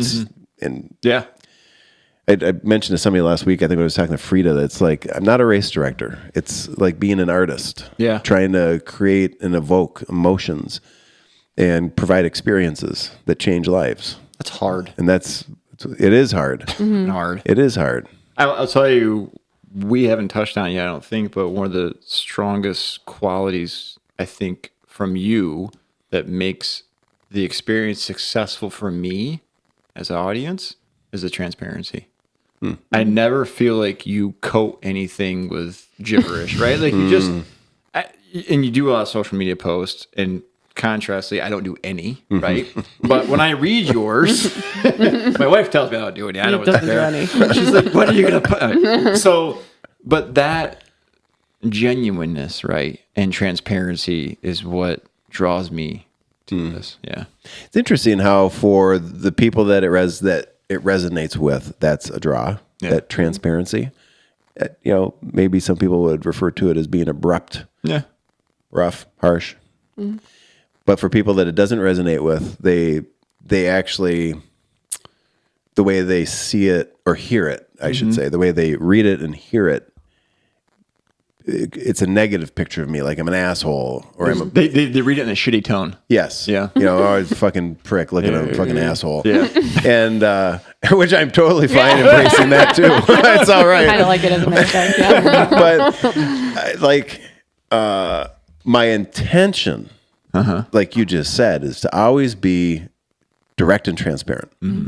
And I know that you and I and Mark and everybody else, we are inundated with bullshit 24 hours a day from probably 90% of everything we interact with. Nothing is genuine and authentic anymore. They even have tried to make things seem genuine and authentic in a very unauthentic way. Yeah. So, I mean, that's all the intention is. It's like, I like to deliver messages so there's no fucking doubt what I'm saying. Right. Yeah. Very clear. You know, if I do write something that isn't clear, I try to correct it. Yeah. But you can't if you're going to be direct and transparent and to the point, you can't sugarcoat shit. No. You don't have room for flowery words. No. And or it also lends it away from lying too. So I automatically trust you more, right? Right. Yeah.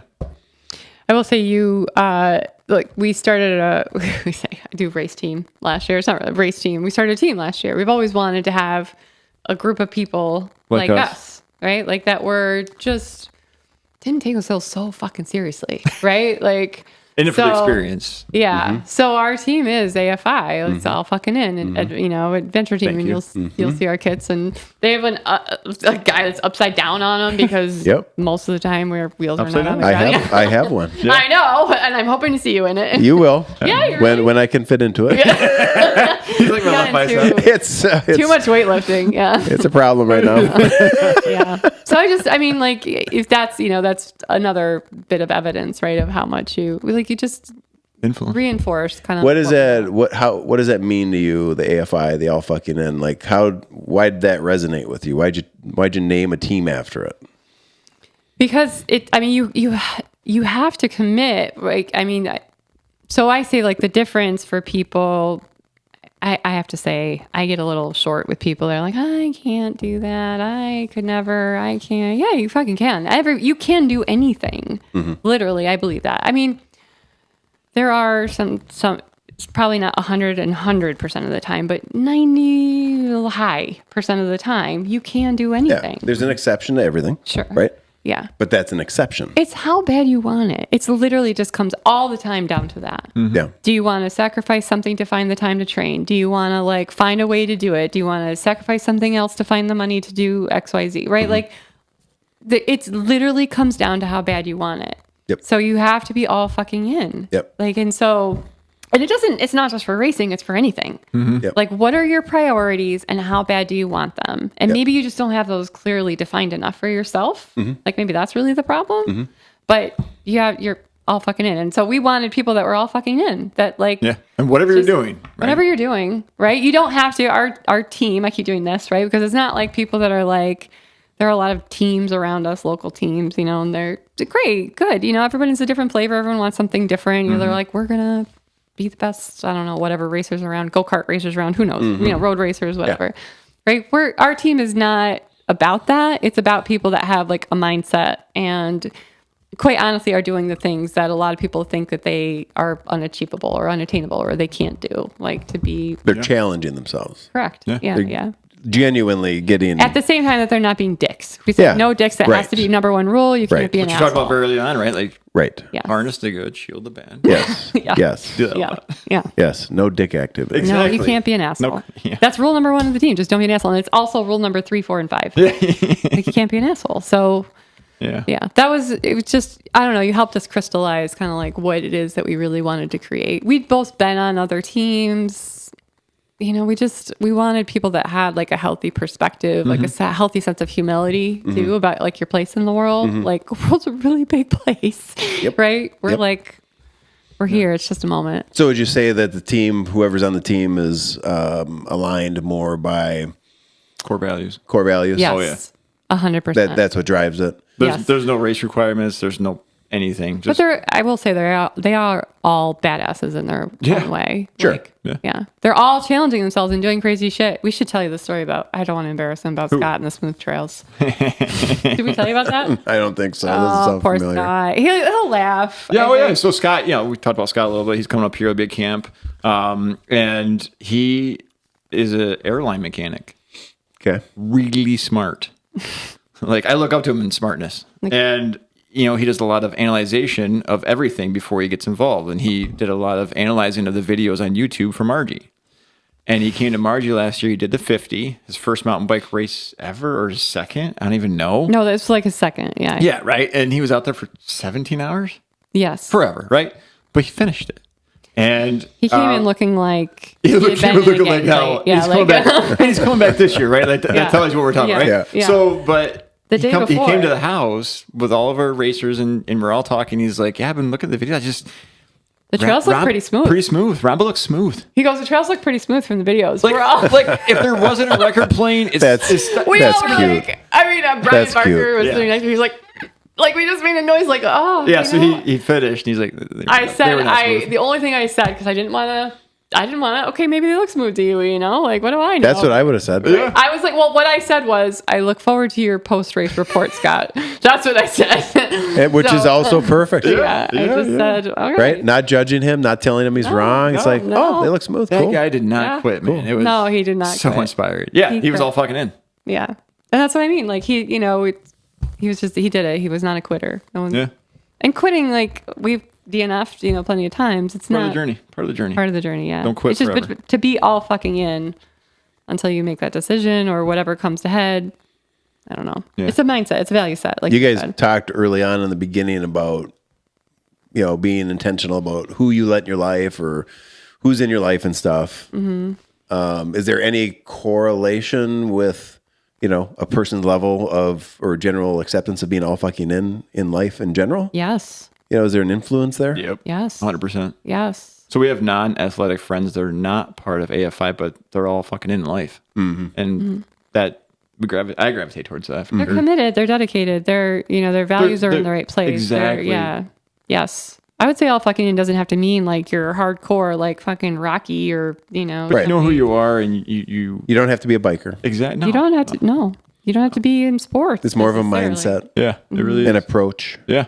It's a commitment to be a life approach. Mm-hmm. Yeah. Mm-hmm. Life approach. To doing the best you can, right? I mean, we all fuck up, but like having a goal, that is having a true north, they say, right? Mm-hmm. That's like good.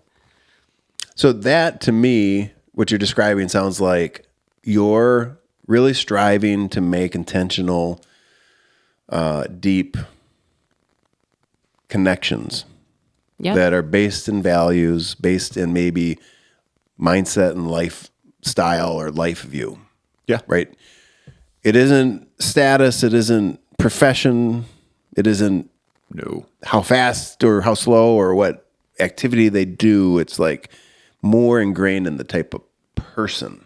I love that you brought that up. You're not making excuses. Yeah. Yeah. You're doing the not work. Not bitching about everything that doesn't go your way. Right. You're not coming right. Pointing fingers. Right. Some shitty thing to say. Accountability is a huge part of it. Self-accountability, again, like how bad do you want it? Like what are, and you know what? There are years in people's lives where maybe, like we talked about earlier, you can only get 5 hours of training in a week because that's where you are, right? But like you have appropriate expectations, right? You're accountable, you're acknowledging where you are. Like it's a completely different place. Humility, accountability, all of that. Yeah. Humility and accountability are two big ones. Yeah. The first two probably. If you don't have those nailed, then you can't qualify as all fucking in. No. Plus our kits are really cool. The kit's very cool. Slimming. Who designed it? Yeah, it was good. I always like those like stripes on the sleeve. And the kits are nice. I did try it on. Yeah. And I can get in it. It's just, we'll get a picture on a little ridiculous. Yeah. But it's great. High quality. What is the movie? The one that's inappropriate. Tour de France. Tour de Pharmacy. Have you seen Tour de Pharmacy? Oh, you have to watch that, Don. Oh, it's so it's an HBO special. Yeah. It's with it. Andy Samberg. I'll just say it's comical. John Cena's in it. Based on the tour. It's less than an hour. Don't watch it with your kids. So maybe your wife. They're all in the Tour de France, right? Like, and I imagine you're like John Cena in a bike kit. Like it's they've got on this. How have I not heard? Have you heard of this? No, I haven't. Okay, how have I not heard of this? It's a little. I will say. I mean, it's definitely inappropriate at places. So watch who you're watching it with. I would say, but like, if you're warning this number of times, it's really definitely inappropriate. Well, I'm only there's one part in the beginning. I see a glimmer in your eye. Yeah, there's a couple parts. I wouldn't watch it with like your. Not with the boys. No. Well, your boys are old enough. Watch it, Gavin. Watch it first without them. Yeah, watch it first. Yeah. Hey, did you watch Warfare? No. You got to watch that. Really? It's new, hour and a half long. Oh, new movie. New. Warfare. It's on. I don't know if it's still in the theater, but what I've heard is if you can get it in the theater or in IMAX, really see it. Really? Did you see it? Yeah, it's fucking. I saw it at home. It's fucking good. All right. It's fucking good. It's like an actual depiction of a military operation, just one day that was a really fucking bad day. Yeah. Oh, Is it based on real events? that sounds intense. Real event. So they took heavy casualties. The movie is based on the survivors' memory of what happened. Wow. Yeah. Wow. Yeah. And a couple of them are. Do you listen to the Jocko podcast at all ever? A couple times, yeah. Yeah. They've had two of the guys on there that helped sort of direct the movie. One of them talks electronically now. I didn't get to see it. I was listening to it while I was driving back from Pound on Monday. But yeah, it's a great movie. All right, Warfare. Yeah. Super and fucking tense. Super intense. Cool. Well, Tour de Pharmacy is the opposite of that. So watch Warfare and then Tour de Pharmacy, and you'll go to bed just fine. I will say, like, Lance Armstrong's and he makes like he's a cameo. Yeah. Well, several times he's like a.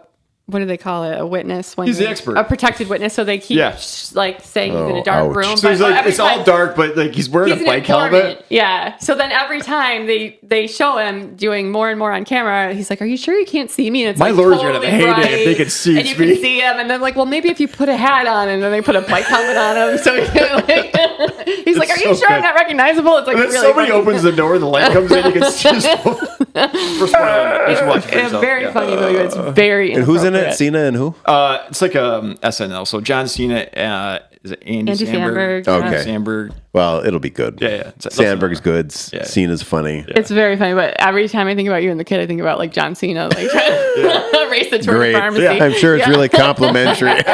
He looks ripped. He's giant. It's just funny. Back to the relationship thing, real quick, the AFI thing. Mm-hmm. I really gravitate toward what you said about that as far as like what's connecting your relationships. And I think that I've recently talked a little bit about this in other podcasts that people have come in and I've sat down with and I've said, you guys are in a unique spot. So I think it would stand out more to you because you're being so intentional in how you're trying to construct your life and people in it.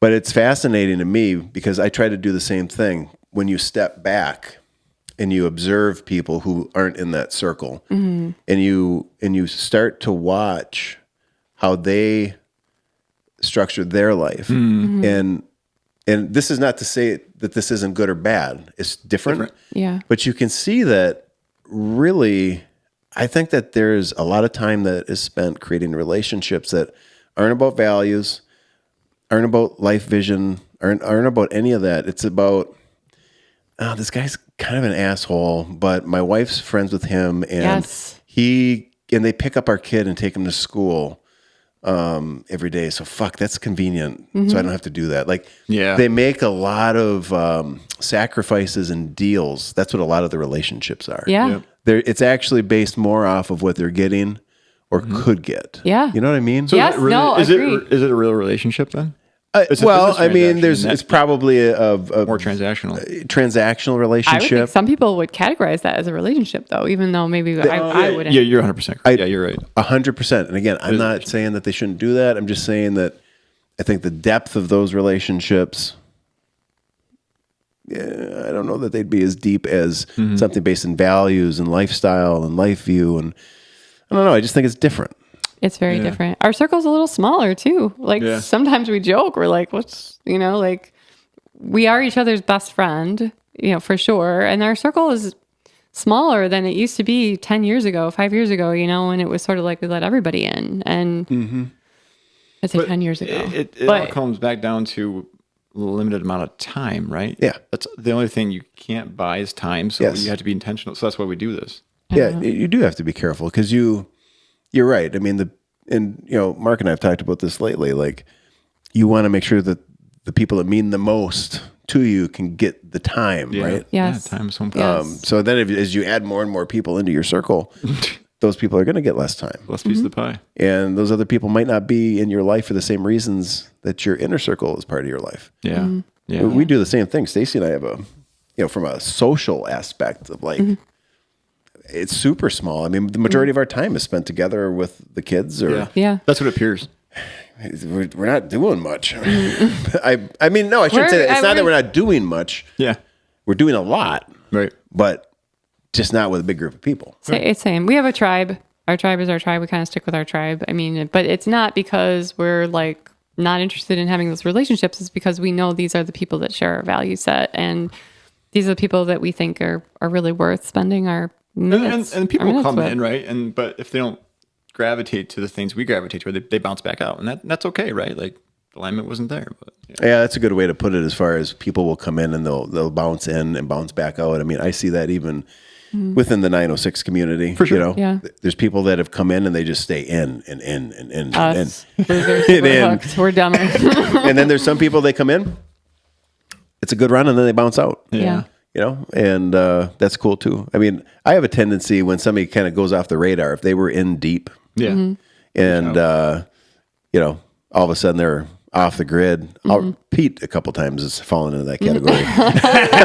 then I find out he was fucking deer hunting in a swamp. I've seen out by the North Kettle Moraine or something. Yeah, some of it.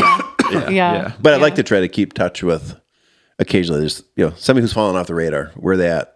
Is it just because they've gone on to do other things, or did something happen?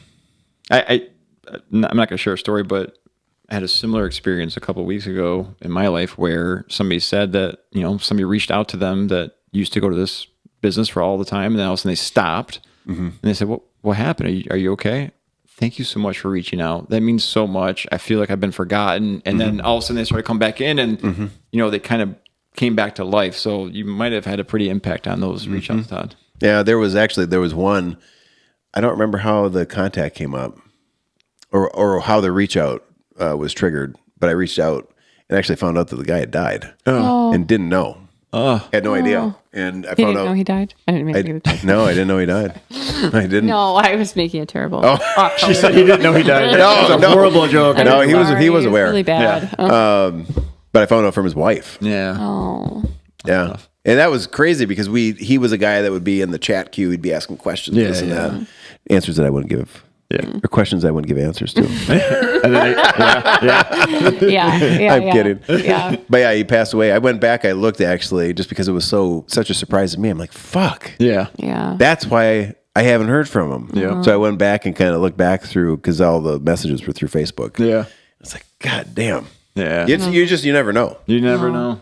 We're in pretty deep. We were saying, like, someone, asked us, what races are you guys doing this year? And we're like, well, I mean, we never take getting into Margie for granted, even though we've, been lucky to get in all these times. Jesus Christ. But like we, say, I think, it'd be hard pressed to have a year where we don't.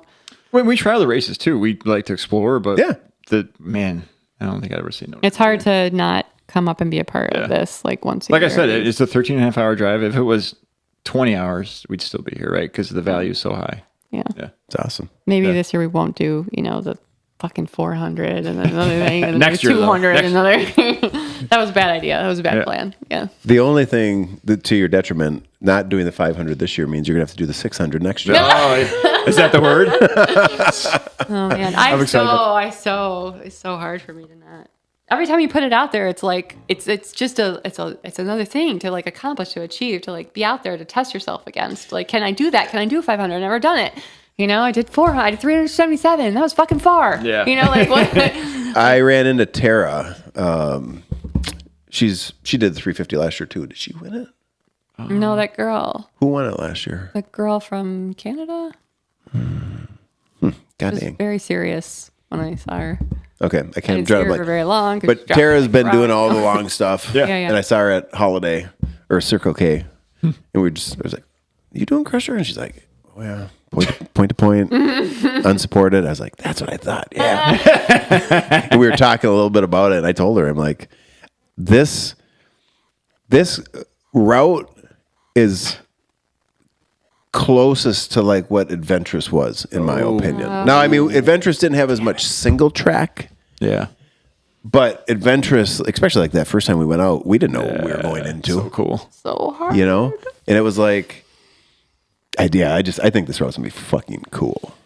5 or 6 days. They got 6 days, 500 miles, tons of single track. 6 days? They got 6 days. They start on Tuesday. They got to be done Sunday. He keeps going like, you can do it. You can do it. Yeah. You can do it. Wow. But I think back to our experience, and what I know for sure is I know what opportunities out there for everybody who does it. Yeah. What they can get from doing it. Yeah. That's a big deal. Like that is a big deal too. When we talk to other people about the experience, like to know, like there's this gift that's out there. It's waiting for you. Yeah.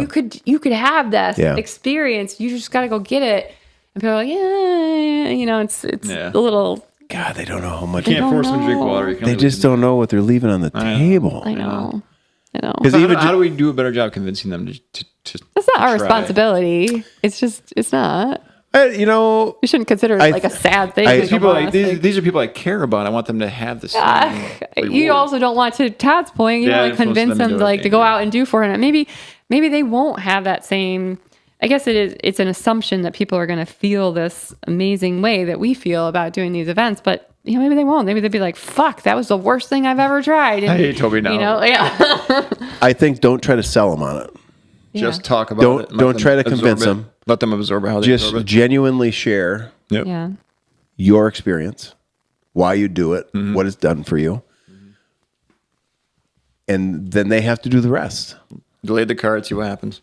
Yeah, I agree. And I think that some people it will click, but the thing you got to keep in mind is you have to you can't share it once, you can't share it twice, you can't share it 5 times. Right.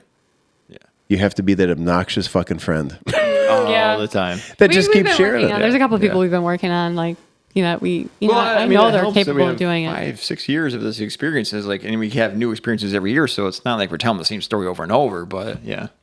If you get somebody out there, like back to what you just said, maybe they'll get out there and they won't have this wonderful feeling. Right. Mm-hmm. I don't think it's possible to not have that feeling. I agree. Because I think it's programmed into our DNA to feel that way when we're doing the things we've done in the past or we're built to do. Mm-hmm. When you're doing what you're built to do, when your body's doing what it's built to do, it knows it and it feels good. Yeah, right. Yeah. And when it's doing shit it's not meant to do, it doesn't feel good. Yeah, yeah. I mean, I'm not the smartest guy, but that seems to make sense to me. Yeah, yeah. No, I agree. Well, and you have posted about this too, but there is a certain sense of look at this thing. We got this.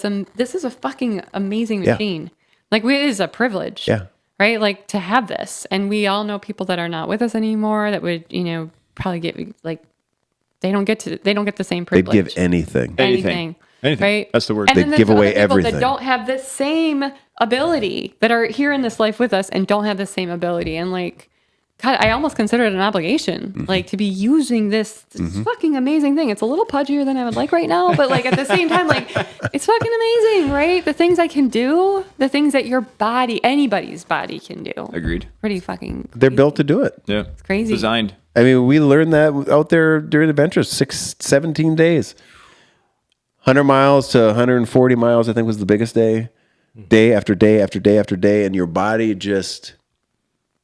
falls into this rhythm and does it. If you can turn the stupid shit off between your ears, and if you can just get the right mindset, your body's going to do it. Mm-hmm. Fuel properly, hydrate properly. Execute. Have that all fucking in mentality. Nothing can stop you. Yeah. Agreed. Maybe it'll slow you down. Right? So with adventurous, what you said 13 days, 12 days? 17. 17, right? So was there one night to morning sequence that you remember being the worst? We woke up the next morning damn, I am in some serious pain. I got to start going again. Not on the second one. You guys?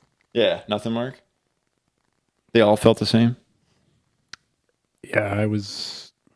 Joyous celebration of life every morning. I feel like the days 4 and 5, my body was on autopilot at that point. I mean, I was physically prepared for it. Yeah. But I felt like you got to, that chamois butter gets into your kit just right. Yeah, baby. Yeah. Yeah, you just... Yeah, I don't remember waking up feeling like, I don't think I can pull this together today. That's cool. I was just... Execute, yeah. Yeah. AFI came to light on the front end of the second ride. I can imagine. That's where AFI, I think, did Kelsey get the stickers made? Yeah. Oh, you had AFI stickers? Yeah. Oh, I didn't know that. Yeah, I got one on my laptop Shut out there. up. Because I think it was during one of the Zoom calls I actually shared with Liz and Kelsey, like, you have to be all fucking in. Nothing can be an acceptable reason, or whatever it was. Yeah. Right. We have to be all fucking in. And I think that might have been when we were having the quitter talk. Yeah. You know, we had a quitter talk, like, you might get into a day and want to quit. I don't want to fucking hear it. Yep. Yeah. Don't talk about it. Don't tell anybody, because that's the emotional or the mental contagion. Cancer. Right? It's cancer. So keep it to yourself, because you might be able to ride it out. Mm-hmm.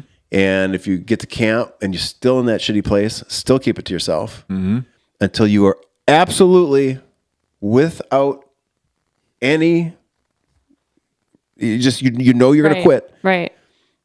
And the moment you say it, we're moving on. Yeah. Because you can't sacrifice. We can't sacrifice our energy to it. Mm-hmm. So that was just kind of like the ground rule. We say I'm super instead of saying I'm tired. I'd say so. That's awesome. Yeah. That's amazing. The turning point for me. I mean, you guys know I've seen you say it, but it's so special that, I mean, that's unheard of, you know, that nobody like got to that point and everyone adhered to that. Like everyone can say you're gonna, but to actually do it, that's a whole. So Kelsey at one point when we were in Mackinac, so this is where the turning point was. I think for Kelsey, and I thought for us as a team, because we were kind of holding our average. We needed to average up to that point, up to Mackinac. We were C-sign on it. It was close, not quite there, close. I think Kelsey was identifying that she was struggling a little bit, and she was starting to feel like she was holding us back. So it was actually in, it was St. Ignace, not Mackinac, but it was that night at the hotel, and she's like, I won't quit. If I'm hurting the team, you have to tell me that I have to quit. And I was like, I'm not going to do that. No. I'm not telling you to quit. I had to do that once. Tell somebody to quit? Yeah. Him? No. Damn it. That would have been a good story. Good luck, buddy. No. Another rider that was with us. Like I want you to come try it all the way in New York, but there's something that's similar. It's called the Over Easy. You download the GPS. You've talked about that. Yeah. It's 13,000 feet of climbing. It's tough. Single track Adirondack Mountains. It's like 6 different trail systems. You ride to them all. And you have it's unlimited. You can take unlimited time to do it, but there is like, it gets cold, it gets dark, it's, all of that. And there was someone had brought their girlfriend, and they were, not that they were bad, they just weren't at the level that they needed to be with the group. And super fit girl, strong in lots of ways, just not competent enough to be riding what we were riding at, I think it was early in her mountain bike journey too. Yeah. It's sort of like, so yeah, she was, it was very early in the day. We'd only gone like 30 miles. And it was very clear we were already like an hour or two behind schedule, partially because like we had to wait for someone to ride over routes that, really you needed to be at a higher level of performance. And we didn't know this person coming. We knew her, but we sort of took somebody else's word that this person was going to be able to do this. This person didn't tell their own girlfriend that they needed to stop. It was like on me to tell this. We got to the point where I'm like, we have to do this. Yeah. And we were able to move significantly faster after that. But it was I still remember, it was tough. Super tough to say, like, you can rejoin us, you can do whatever. But, I had to be like the bad news bearer of the group and just say, yeah. So you didn't do it? No. Well, it never got to that point. Maybe. So what happened? So she quit in Marquette? I forget. No. Kelsey finished. She finished. Yeah. Yeah. So I think what I said was, it never got to the point where you needed to. Wow. Good for her. So the turning point was the next day, because I think that if the next day hadn't gone well, if we hadn't got to Sault Ste. Marie, I don't know what would have happened. We pushed about 135 miles or so that day. Yeah. That was our biggest day of the ride. After she wasn't feeling good the day before. She was just not. Yeah. She felt like she was holding us back. Yep. And, we basically said, we got to get to the Sioux. And it's 135 miles. We got to get it done. And I feel like after that, her having done that was we were on the other side of it for her. Cool. Yeah. Was the wind at our back that day? No, we established a pace line. Yeah. We had a pace line going. Oh, that's great. Working together. Yeah. Which we hadn't done a lot of. Yeah. Really? Yeah. Not much. We had to teach pace lining. Yeah. It's an art. Yeah. Mm-hmm. Yep. Toby will draft off. He drafts off our daughter. I draft off Bella all the time. He'll draft off anybody. Yeah. Tricycle. That day went pretty well to plan, though. I mean, there were just a lot of things that fell into place during that day. That the route was a little more paved, I think. It was a lot more paved on the east end, so you could it wasn't like that real slow, chunky bullshit. Yeah. So great. Like what a well-timed, really important. Yeah. Yeah. It was what we needed at that moment. Yeah. I remember that during the first one, now when you ask about being like in that moment where you're like, fuck. It was the first ride after the first 2 days. Yeah. And those days were fucking bad. I don't know what was going on the first day. I was cramping, core, body, stomach, maybe dehydrated. Ooh. We were riding till midnight, I think both nights ish. It was late. 11, 12, like up at, 17, 18 hours a pull. Weather was shitty. So yeah, in the tent. Well, I was in the tent on the third morning because we were pinned down by rain and it was 30 degrees. Jeez. And we're like, fuck. I mean, it was like a MASH unit out there. Demoralized, wet, soaked. Beat down day 3. You got 17. 800 miles to go. Oh my gosh. So we only rode 30 miles-ish that day into Ironwood. We regrouped at Tom and Andrea's garage. That's where you fixed your derailleur. That was later. Yeah. But then we got through that day. We slept there in the garage or in the house. We left from there, and then we went to Iron River. Mm-hmm. And that was 140 miles or so, or just shy of it. Yep. Wow. And it was actually that day. So you're at your lowest point you've ever been at. You've got 800 miles to go. You're not willing to quit, but you don't know how you can finish either. Mm-hmm. Right? 800 miles is a daunting number. It's big. And then we had a magic fucking day. Through the Ottawa to Iron River. And I remember toward the end of that day, as we were coming into Iron River, thinking, we got this motherfucker in the bag. That's awesome. Yeah. It literally just light flipped. switch. Yeah. That's so cool. It was just that moment, right? Just boom. That's a pivotal moment. And then the snow. And then the snow. Oh my God. Do you have it? And then my derailleur with the fucking pulley wheels that looked like ninja stars. Dude, that was insane. Remember that? Oh, yeah. Yeah. I can still see the image from online. Yeah. 4 days, 400 miles of sand. Oh. 100 miles crazy. day after day after day. After Ground it day. right down. And when we talk crusher sand, this is not crusher sand. This is like it's like you're riding in a beach. Not kidding. Oh, It's not the crusher fine sand. sand that's like soul sucking. And how wide were your tires? I had 2.4? 2.8. 2.8. Were you running threes? I was doesn't- running 2.6 the first go around. Okay. Then threes the second time. Threes in the second. Yeah. It doesn't really matter though. That fine sand is like. It's tough. It's tough. Yeah. Soul sucking. I will say, like, when we're telling these stories, right? The thing that I think people don't appreciate is how far in yourself you can get, and how desirable that is, right? And how it's all impossible, literally impossible to get any other way.